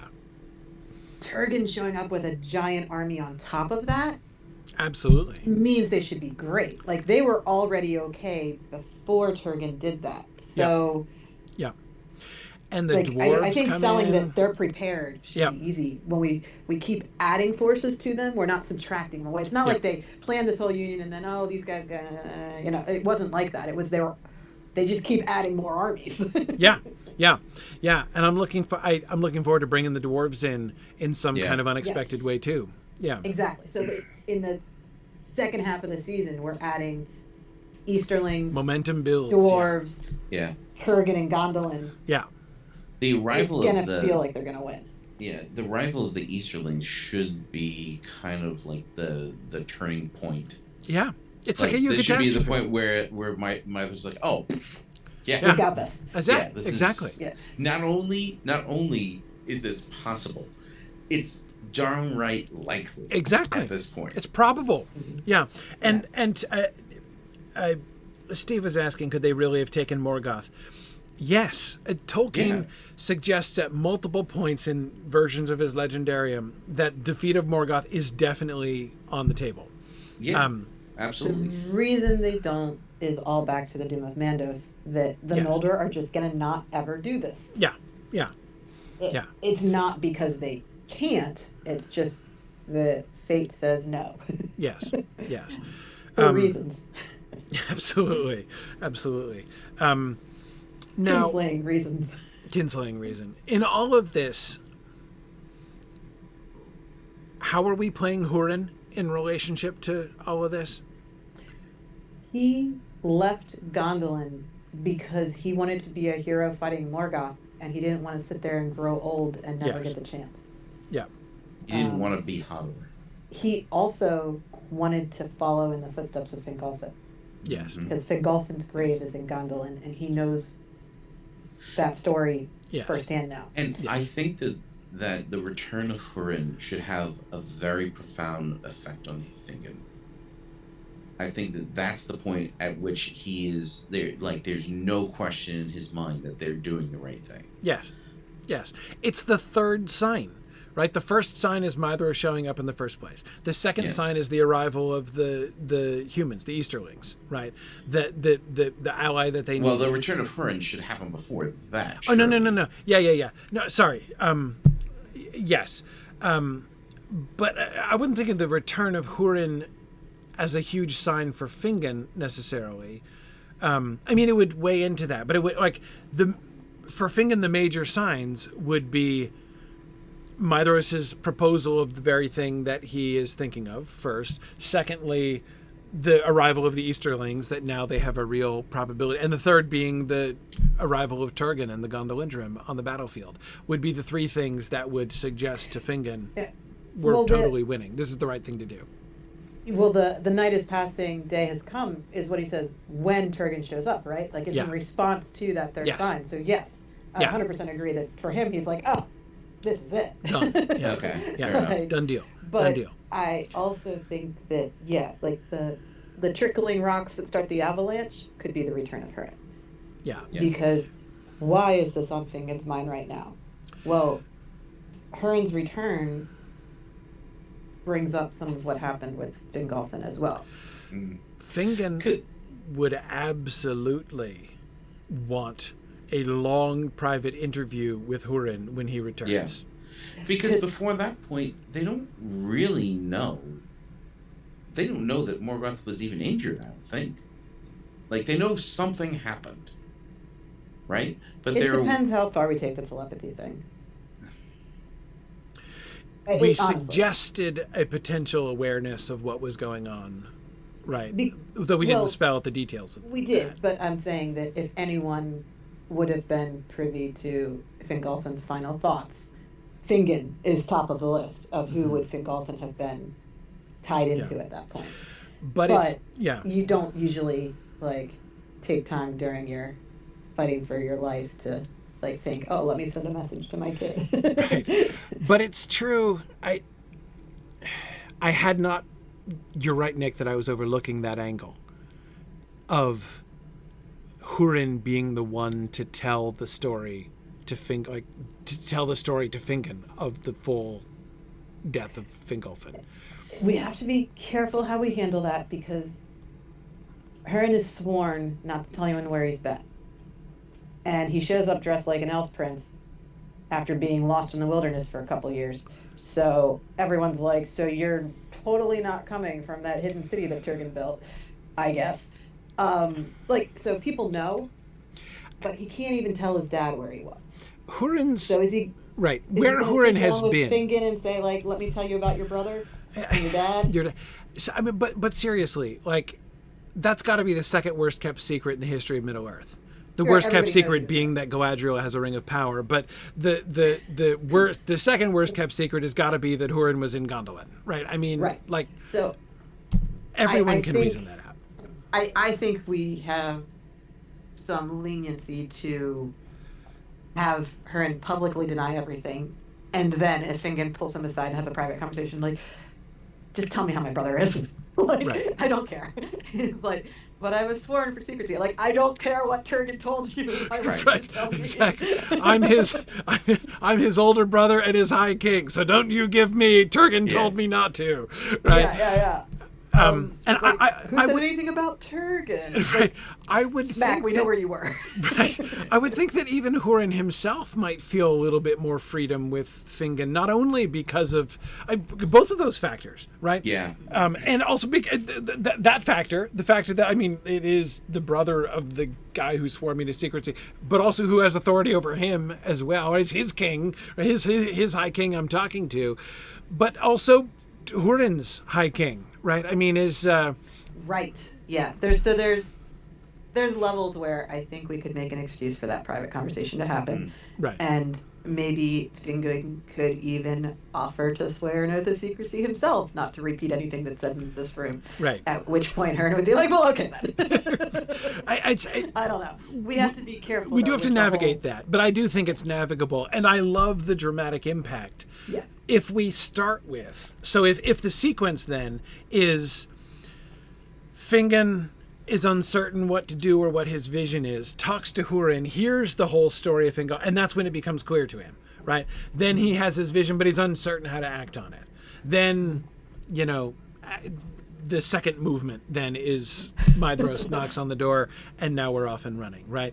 But to have his conversation with Hurin, which, and it's not just going to be, yeah, I was somewhere, I'm not going to tell you where, and as a human, I really wanted to fight against Morgoth, and Fingon being like, fighting against Morgoth, that's a good idea. Like, there has to be more. But the relaying of the story of the, like, even if he's playing coy and is like, I can't tell you where I heard this, but I did hear a, eyewitness account of your father's duel with Morgoth. Would you be interested to hear about that? Right? I mean, that's Right. the dramatic impact of that seems really clear. So Yeah. So I think we can have the characters talk around things a little bit without not having the conversation, right? And honestly, like the within a culture, within an honor-based culture, there are lots of traditions for how to preserve one's honor while still doing the thing, right? Yes. So I don't think it'll be that hard to have, as long as we make an effort. Right? It's to have Fingon and Hurin observe certain conventions whereby he has not technically broken his oath, but he knows that he's got to know that telling Fingon, his own liege lord and the brother of the one who made him swear, is not violating the spirit of the oath that he took from Right. So Turgon. he could never say the name Gondolin or in the whole thing, and certainly right? not say where it was. He's not going to give any hints about that. But the way you talk around someone's name by identifying it, right? Like one who is known to you doesn't name the person, but you can say that, and then leads to like, oh, you mean my younger brother who's in Gondolin? Oh, that one. The mighty elf lord of whom we both know of, right? Yeah, exactly. Yeah. Right. I would, because again, if it's, there are ways to maintain your oath, to hold your oath and maintain your honor, and yet do the right thing when those things seem to be in conflict, right? So, yeah. And considering how much of our story is about people not figuring out how to maybe not keep their oath when it is a violation of honor. Right. How to properly massage the oath situation. Right. It would be nice to see somebody who handles it a little better. Yes. Yeah, absolutely. Absolutely. I agree that oaths in this culture are going to be different. Like we have to treat them differently than a modern audience being like, oath, what oath? Who cares? It's like, no, this is really his word. He can't go back on it. Right. Right. But he can go around it. Especially when he deems that it's the right thing to do. And even in the spirit of the thing. Yeah, okay. So no, I love that. If that's where, and that can be, well, again, not getting into outlines, but that happens first. Maedhros comes second. Then Easterlings, then dwarves, then Turgon arrives. Right. Well, then the council, then Easterlings, then dwarves, then Turgon, then battle and death. Yeah. Oh, that's good. So, sorry, I've been on the Fingon slide this whole time. Other things about other Maedhros specific things that we want. We've talked about the Feanorians and the tension among the Feanorians, but let's lay this out a little bit more clearly. Yeah. Let's do a vote. Let's go head by head, right? Head count, yeah. Head count. Okay, we know where Maedhros is and why he's there. Where's Maglor in this whole situation? Maglor is with Maedhros. With Maedhros. He's number one supporter. That's his loyalty. He's thought of something. Maglor should be the voice of the Feanorians are on the verge of the precipice, and if we don't decide on some positive action, we're going to go down the drain, right? Yeah. Maglor should be the one who has that insight, right? okay. It can come through. Maedhros will agree, right? But no, it can be Maglor who voices it. Yeah. That's really his insight. Maedhros is all about the positive action, right? He's thinking about the opportunity, and so he's not even really thinking about what would happen if we didn't, right? But Maglor would have that insight. Yeah. Okay. I like that. Okay. And Maglor was supposed to be the one who was going to kill Alfang, I think, in the Silmarillion. So we'll have to find something honorable for Maglor to do in the battle as well.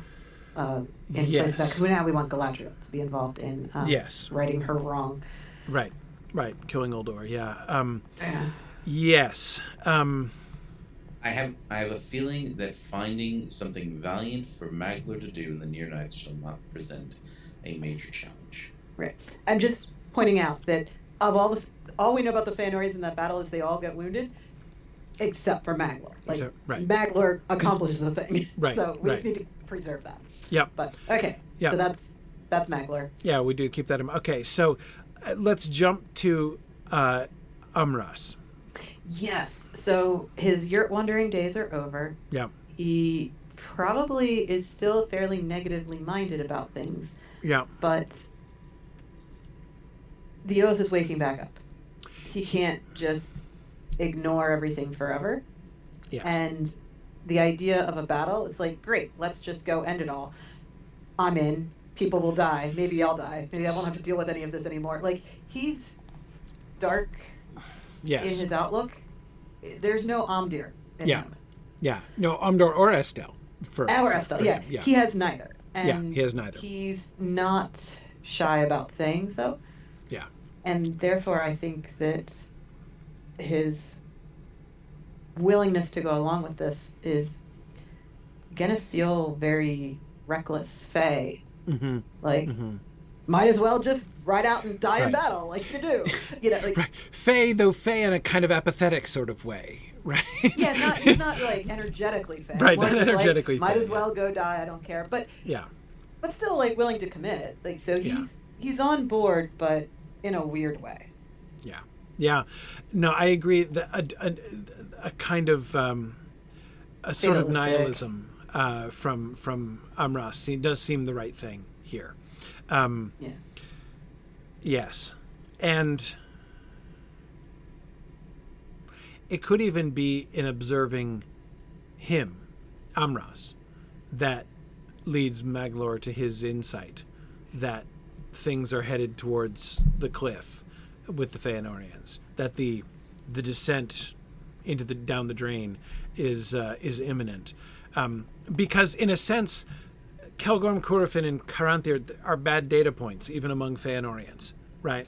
I mean, they've been ready to go off and do bad things at all times, right? So if Maglor's watching them and being like, yeah, they weren't waiting for an opportunity to go downhill. Exactly. But watching Umras would maybe be the thing that could lead Maglor to say, yeah, actually, this is trending. This is getting ugly. This is getting dark, and is going to get darker. Anyway,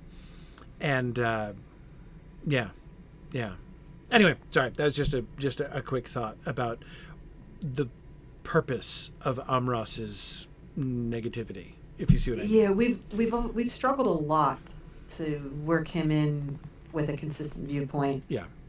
and make good use of him. Like, we have a very clear idea of what he's supposed to be and do, but it's so out there. It's really hard to work him into stories that way.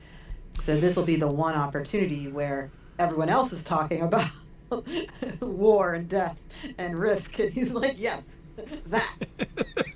Right. Maybe it won't end. I'm in favor of all of those things. What Yes. it's like, that's not what we meant, but okay. Yes. So yeah, I think this will finally be a place where we can express those thoughts in a context that feels a little more natural. Yeah, and interestingly,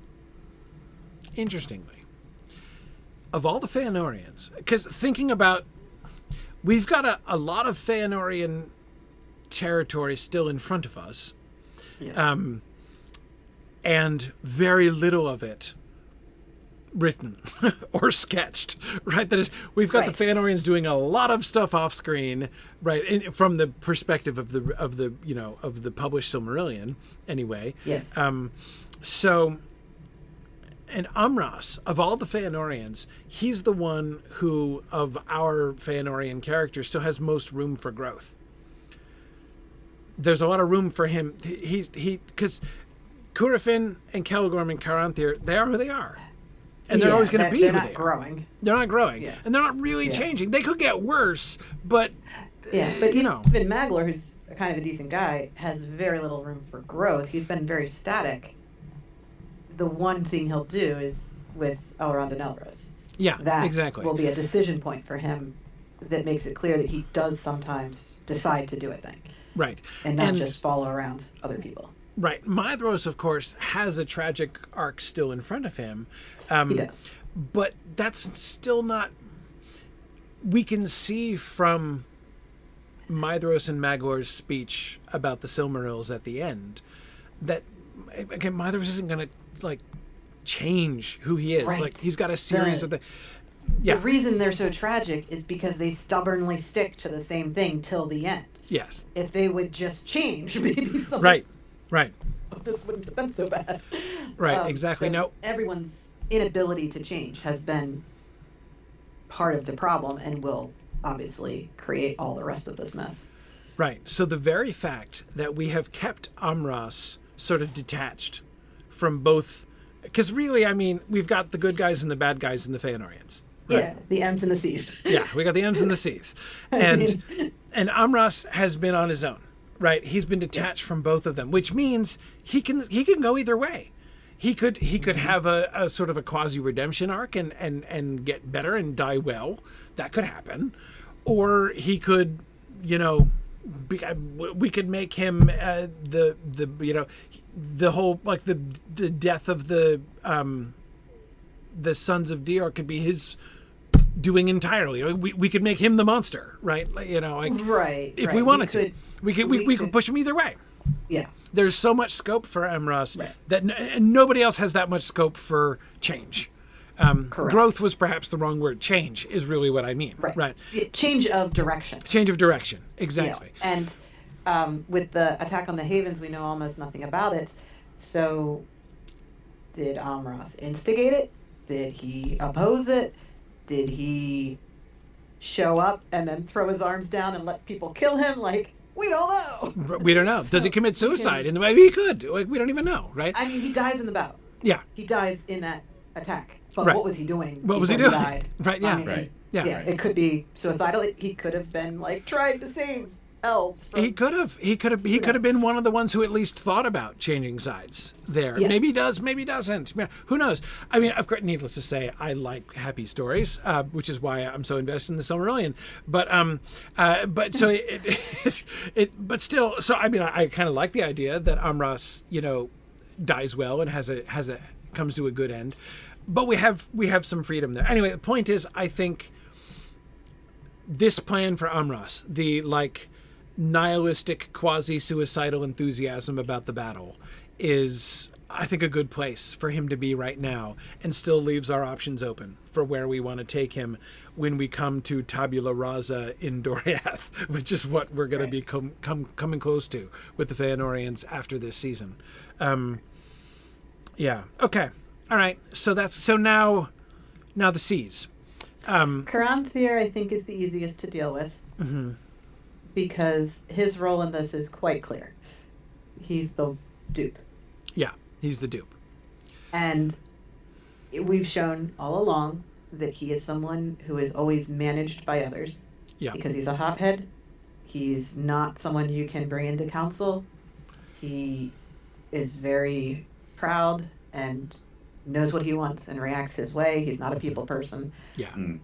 And therefore, he only makes friends with people who flatter him and handle him. Right. Right. And so the Easterlings are going to figure out how to do that. The same way the dwarves did. I mean, the dwarves used him a lot, and he used the dwarves. So the challenge, I think, the hardest part that I see is Curufin. Curufin is really smart. Yes. How does he not get suspicious of the East? So I can see reasons why all the Feanorians, to some extent, have to be convinced that the Easterlings are their allies, right? Well, Bor is.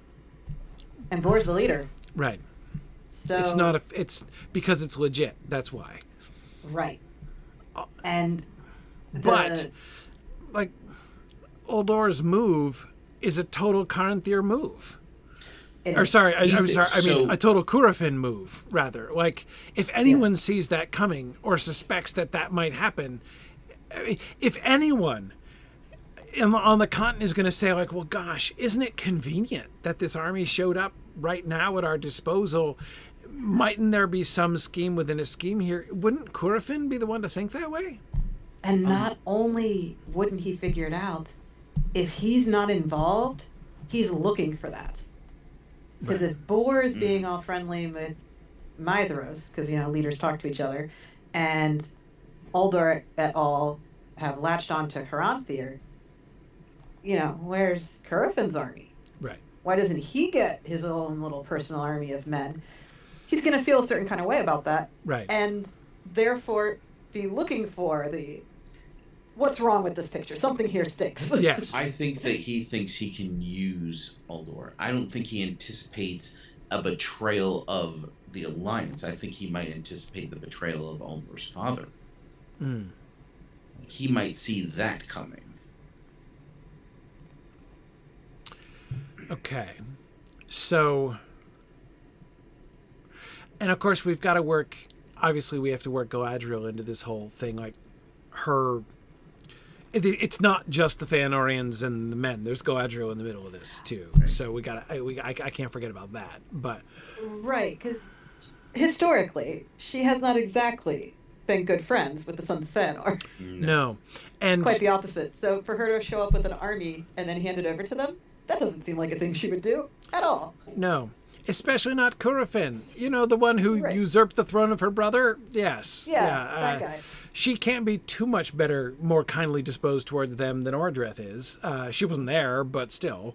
It's her brother who died. She feels that pretty strongly. We showed that last season. So how do the Easterlings end up with the Feanorians and not under Galadriel's control? Well, does she lose them? Okay. So we've got to... Because she tells them, come east and join... west. Wrong mountain range. Come west and join what we're doing here in Beleriand. I think that Maedhros wins her over. I think he says, you know what? You did an amazing job. Yeah. This is phenomenal. Yeah. And you know what? I feel like you've deserved a seat at the table this whole time. It's gonna. You got to be careful because it might sound like he's just trying to. He's like giving her the business, but he might legitimately admire her accomplishment. Mm-hmm. She's the instrument of the eucatastrophe, the huge human army that comes in. She was always poised to be that before they came to Beleriand. Yes. They get to Beleriand and she vanishes. She goes to Doriath and no one ever sees her again. And so Maedhros could kind of be like, where have you been this whole Right. time? Where did you Like, come from? you've arrived at the perfect time, and we were not looking for you at all. Like, it's the precursor of Turgon showing up with an army. Yeah. Yeah. And so I think that should be the attitude of like, oh, well, I guess that's what you were up to. Right. And the reality is that nobody else has like been like, here, Galadriel, you're important to what we're doing, and you have a job here, and her own brothers didn't do that. She is, of all the players in the Nirnaeth or Noediad, she's the only genuinely new fact. I mean, you could say the humans, but even they've been around. I mean, they've been around. They were there in the Dagor Bragollach, right? She's the new player on the field, right? I mean, we've got all that's left is Maedhros and Fingon. Oh, and Galadriel, all of a sudden, out of nowhere, out of retirement, practically, as you say, Marie. She vanished, right? She was a go-getter all the way up through and including the Hel Caraxa, and then she goes into retirement, right? First in Doriath and then in Osirian, and seems to be a complete everyone has not forgotten about her, but you know what I mean? No one factors her in. The last time she showed up at a meeting where they were talking about what to do was in year 5. Yes. And now we're in year 460 something. Exactly. It's been, like, it's been half a millennium since she's been even involved in anything. Yeah. So she comes out of nowhere. So that's going to be I agree, Nick, that's Maedhros' reaction. He's like, whoa, man, this is, in a way, Galadriel showing up with a massive human army is like more unexpected and catastrophic than Turgon coming out of Gondolin, right? I mean, it's. Well, at least we knew Turgon was there. Exactly. Nobody expects the Easterling army. Nobody expects the Easterling army. So, yes, and here geography comes back to our aid, I think. As far as when you're talking about handing the army over to the Feanorians, I don't think she does, right? But their allies, she and they, the Easterlings, clearly have to work with the Feanorians because Fingon, she might want to join Fingon, but she can't, right? I mean, geographically, she can't get the army over there. The Feanorians are the ones who are there, right? And the motivation for the Easterlings to cross the mountains had a lot to do with like free land up for grabs. Yes. Mm-hmm. There's a lot of free land in East Beleriand. Yes. There's not very much free land in West Beleriand. Right. Like, Mithram is occupied and Hithlum is occupied. Right. So Fingon's area is not up for grabs the way that East Beleriand is. Yeah. So even if it's not maybe what they had in mind or whatever, that's where they are and that's where they're stuck. And yeah, I think we can lean into we were hoping for this, but I guess logistically it doesn't work. And Galadriel would have two insights here about the Feanorians then, it would seem. One is, first of all, she wanted to bring them over because she had a vague and non-specific sense that this would be an important and a good thing. When she arrives and is the eucatastrophe, she'll feel that too, right? Like, so apparently I have come over in the nick of time, right? I did the thing. I did the thing. Again, she will also be feeling like my own arrival is a sign that this is supposed to happen. So she will be, for that reason, disposed to work with the Feanorians, where she might not have been like, oh, I have an idea. The Feanorians, that would be my top plan, right? So she would go along with it because she would see this is the momentum of how things are going. She too would be reading the signs in that way. The second thing would be exactly, Maria, as you were saying about the land, right? She would know, she's not dumb. She's telling them that there's land over here, right? She wants them to come over and to help, maybe establish a new leaguer or whatever. She knows who lives over there in East Beleriand. She knows where the land is, and she knows who their neighbors would be. So she would be under no illusions about the fact that she's going to have to broker something with the Feanorians when she brings them over. She might, in fact, be worried that Caranthir in particular, is going to attack the men when they come. That's got to be one of her concerns, she right? has to know that the army is too big for that to be a real concern. Because the reaction of the first 3 waves of men coming through, the Estolad people didn't exactly get a lot of pushback from the Green Elves because there were so many of them. Right. And I realized the Green Elves and the Fëanorians are different groups. Yeah. But this Easterling army is very large. Right. So, but still, I don't think Caranthir would be even if it's not a question them. but I don't just mean an assault, right? Like, look, Caranthir's not a good objecting neighbor. to. Caranthir's good at objecting to things. He's good at objecting to things, and he's good at being a jerk, right? I mean, so even if he's only like a dwarf neighbor level jerk to them, right? Think of his lack of investment in, the Haladin, before it was too late, right? Think of his, exploitation and taxation of the dwarves, right?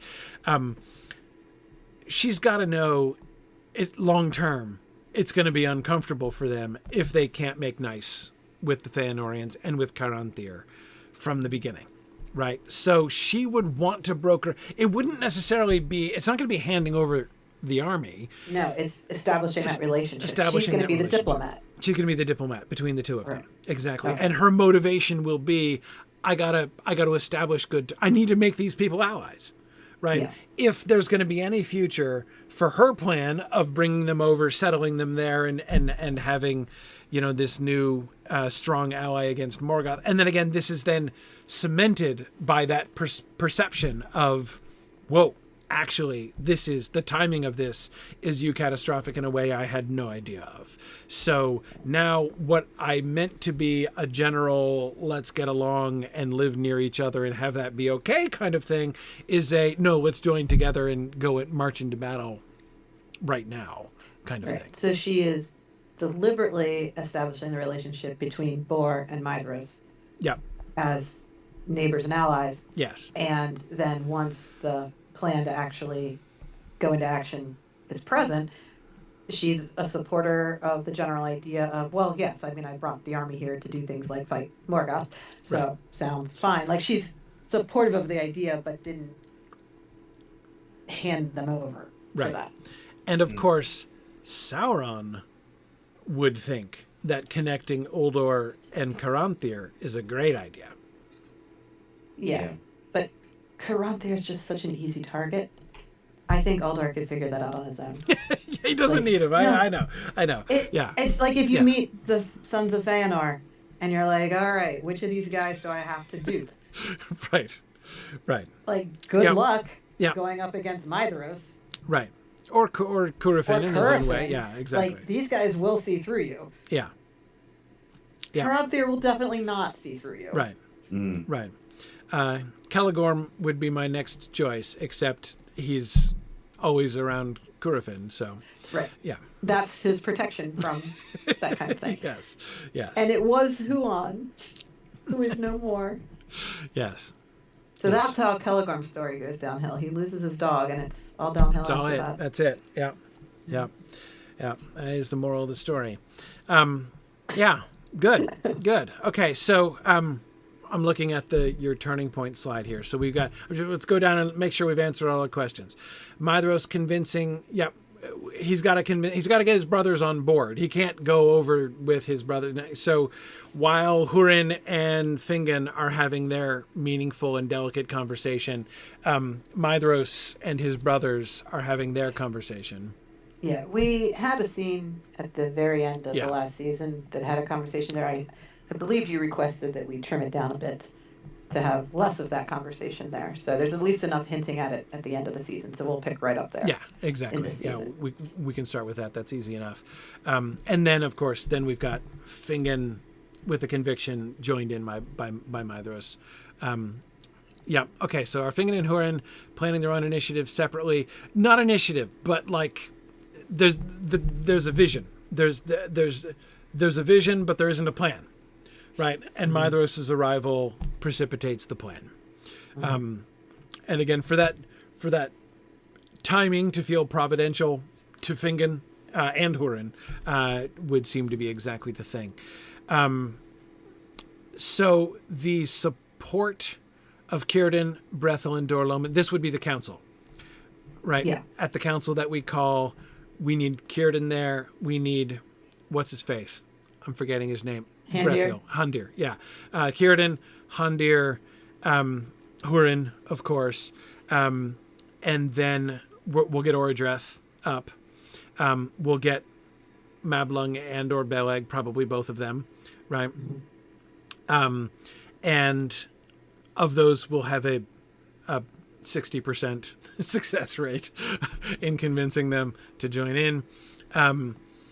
Then the arrival of the Easterlings, then the help of the dwarves, then Gondolin coming out of nowhere. And that pattern, I think, is great. We can talk about the dwarves, but not tonight.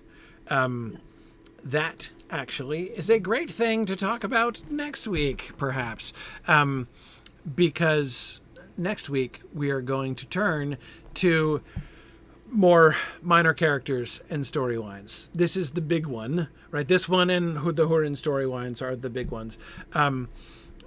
I didn't list the dwarves, but I could have done, right? So minor characters that we need to make sure we set up we think through their storyline.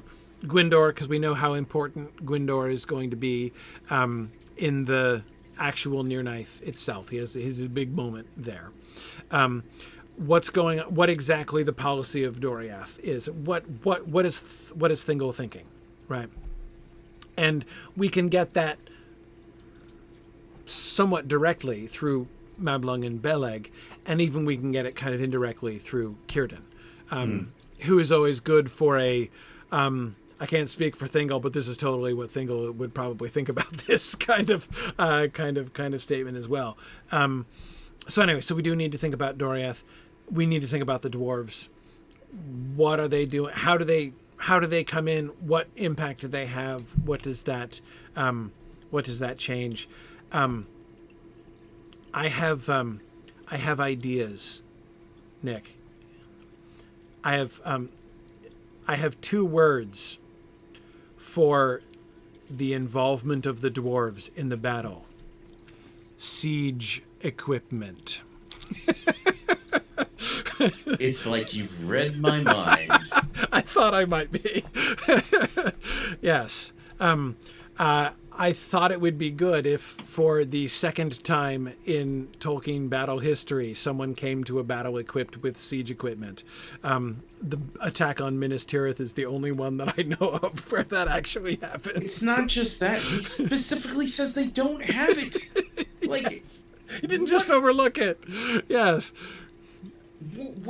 What was the plan? No. So, but this is what, when we plan the Nirnaeth Arnoediad, I don't just want it to be we have lots of people and we believe we can defeat him on the battlefield kind of. I want to make a plan whereby they have a plausible plan for bringing down Thingordrim. Yes. And the dwarves are going to be a big part of that. I think the dwarves should be a huge part of that. Yeah. Yeah. Do we plan on doing like a full session talking through this one like we did for the Dagger Bargalok? Yeah. Heck yeah. If we're gonna do that, I suggest doing it after the season outline. Oh, so that for sure. So that we will know how many episodes we have for the absolutely. battle. Yeah. So yes, but later. Yes, but later. Absolutely. I didn't mean tomorrow. I just was letting everyone know. Though that does sound pretty great. We're not doing it next. Yeah. So no. I actually, I feel like the Nirnaeth Arnoediad is the most important battle in the entire First Age to have a really clear tactical plan for. Yeah. Even if less than 1/3 of the plan is gonna play out, we still had to have had a plan. It's a big part of how we convince our audience that they're totally going to win. Yeah. Especially if it sort of falls into traditional film and TV conventions of like the good guys come up with a wacky and implausible plan, which, you know, pans out and everything. Like that's a trope. That's a thing, right? The underdogs win because of dumb luck and all right. that kind of What thing. a combination of dumb luck and their cunning plan, right? Right. Yeah. Anyway, okay. So yeah, 100% Nick. I'm all in on the tactical planning of the Near Ninth Arnoidiad. But of course we also have to check in on the villains. And by the villain, we've talked about Sauron. I mean Morgoth. Where's Morgoth in his headspace right now? Exactly. Like, where is he on his trajectory? He becomes until Hurin meets him. He becomes such a sort of an absentee figure, even within our story, that I think we need to keep checking in with him on how exactly his. I mean, we saw him last season, right? When Beren and Luthien came to visit. So, The last 2 times we saw him didn't go great for him. No. Because we saw him fighting Fingolfin. Yeah. And limping. Yeah, we saw him limping, then we saw him knock actually fall over. Yeah, then Luthien knocked him out. So yeah, Yeah. like he's not been putting on a strong appearance lately. He's not. And what's he thinking right now? What's Right. his attitude? What's his perspective? Where is he on his, path towards the void? But also Glaurung. We need to check in with him and establish it, figure out exactly where he is and what he's doing. It does not do to ignore live dragons in your plans. It certainly does not, and so we should not make that mistake. And then Gothmog. Gothmog is now living. He's now enjoying the post-Sauron life for the first time in a long time, right? So, how's that going for him? What's that life like? These are some of the questions we're going to need to answer about the villains, especially. That's it. We don't have any more villains left. Just Bulldog. Yeah, Bulldog. Bulldog is still around. That's right. We didn't kill off. Who was going to kill off Bulldog? In one version of the Beren and Luthien story, Thingol kills him right. in a No, I battle remember that. we didn't have happen. But I thought we had a plan. Didn't we have a plan? Hurin. Hurin? That was my suggestion, so that it gave him something big to actually accomplish before he gets taken down. Like, sure, he kills hordes and hordes of orcs, but that's the same as just losing. Right, that's losing with style. So but the point is, we have Bulldog available to be killed in the Near Ninth. To be killed, yeah. And therefore we can work him into that plan. The battle plan versus the actual battle that we need to plan. Right. Like, we need to plan both. Yeah. The hypothetical and the reality. Right. So, given that we have Sauron on a field of his own at this point. Other than Sauron, we have Morgoth, who's not going to make an appearance. Glaurung, who is going to come into his glory after this. Bulldog and Gothmog, those are our only villains left. Right. Yes. So Sauron's posse is dead. Right. Ending the battle with Morgoth still absentee, Gothmog injured, Bulldog dead, and only Glaurung still, and Glaurung injured also. Right. Yeah, Glaurung gets injured in the battle. So yeah. Basically, we can show that how close they came to winning. I mean, that's another thing that we can do there. Anyway, okay, right. So those are the things that we can talk about next time. Well, and we may not. We've got probably two more sessions in which we discuss. I don't know how long all the little side topics will take to talk through, but I assume it's going to be more than one session. Right, 1 to 2, and then after that we do outline, and then after that we do battle planning. Sure. Yeah. Excellent. And then we can start seasons. Would you guys be okay with that, as far as thinking about script outline planning and things like that? Yeah, I think so. Yeah, we'll totally get started on that. Totally. No problem. Plenty of time. Well, you got to figure we've got at least 1 to 2, and then the outline, and then the battle, and then we have other things to discuss, like if you want to do a commissioning session with music with Phil, or thinking about script, or thinking about casting. Or any particular challenges you think are going to be in this season that we should discuss in detail. Like, obviously, in the last season, we had to deal with magic. Yes. And the portrayal of magic, because the Luthien storyline is full of magic. Yes. So so much more one, so than any other storyline, but yes. Yeah, so for this one, communication and travel is a partial one, which we discussed tonight. But if there's any other particular challenges you want to maybe we should sit down with the telepathy issue and really kind of hash out some of the parameters there. Right. Who can do it? What can you do with it? Does it have a range? More like, under what circumstances can you, and under what circumstances can you not? Sure. Because, like, I was joking, saying that Fingolfin could be sending messages to Fingon while he's dying, but I don't think he can be open to Asanwe Kenta while he's face to face with Morgoth.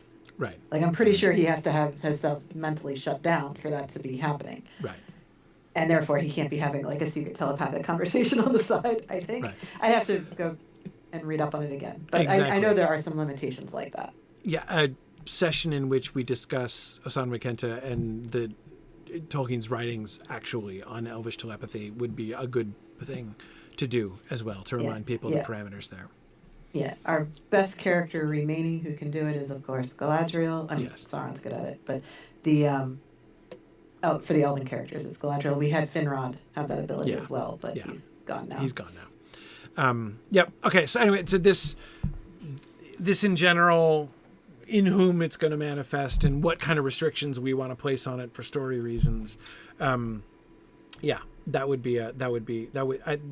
the one that occurs to me, not because it's necessarily essential, but because it's beginning to become an issue. If that's a real possibility, like if Galadriel from Eriador can just be like, "Hey, Fingon, news for you, right? I'm coming over the mountains with a big old army." That's a game changer from a narrative perspective, right? Right, and we should know whether or not that can happen, and if we do it once, what are the implications moving forward? Because Galadriel will be around for the rest of our story, so. And I want to make the decision now, because it's pretty bad to have a moment where you invoke that and then you don't invoke it afterwards, right? Even worse. To not use it, and then just randomly have a character be like, "Oh, you know what? I always wanted to talk to so-and-so." Right, exactly. And have people saying, "Why didn't you do that before?" Yeah, exactly, exactly. Right. So now that we definitely have this kind of situation, and this season really is the first season where we're trying to coordinate long distances over a politically awkward Beleriand. So we might as well hash that out now. Yeah. So. And even characters like Fingon and Maedhros, who are friends and trying to work together on this plan from different locations. Yes, we're going to have those 2 in-person meetings for sure, but are we going to have them chat the way that Elrond and Galadriel did in the Lord of the Rings films?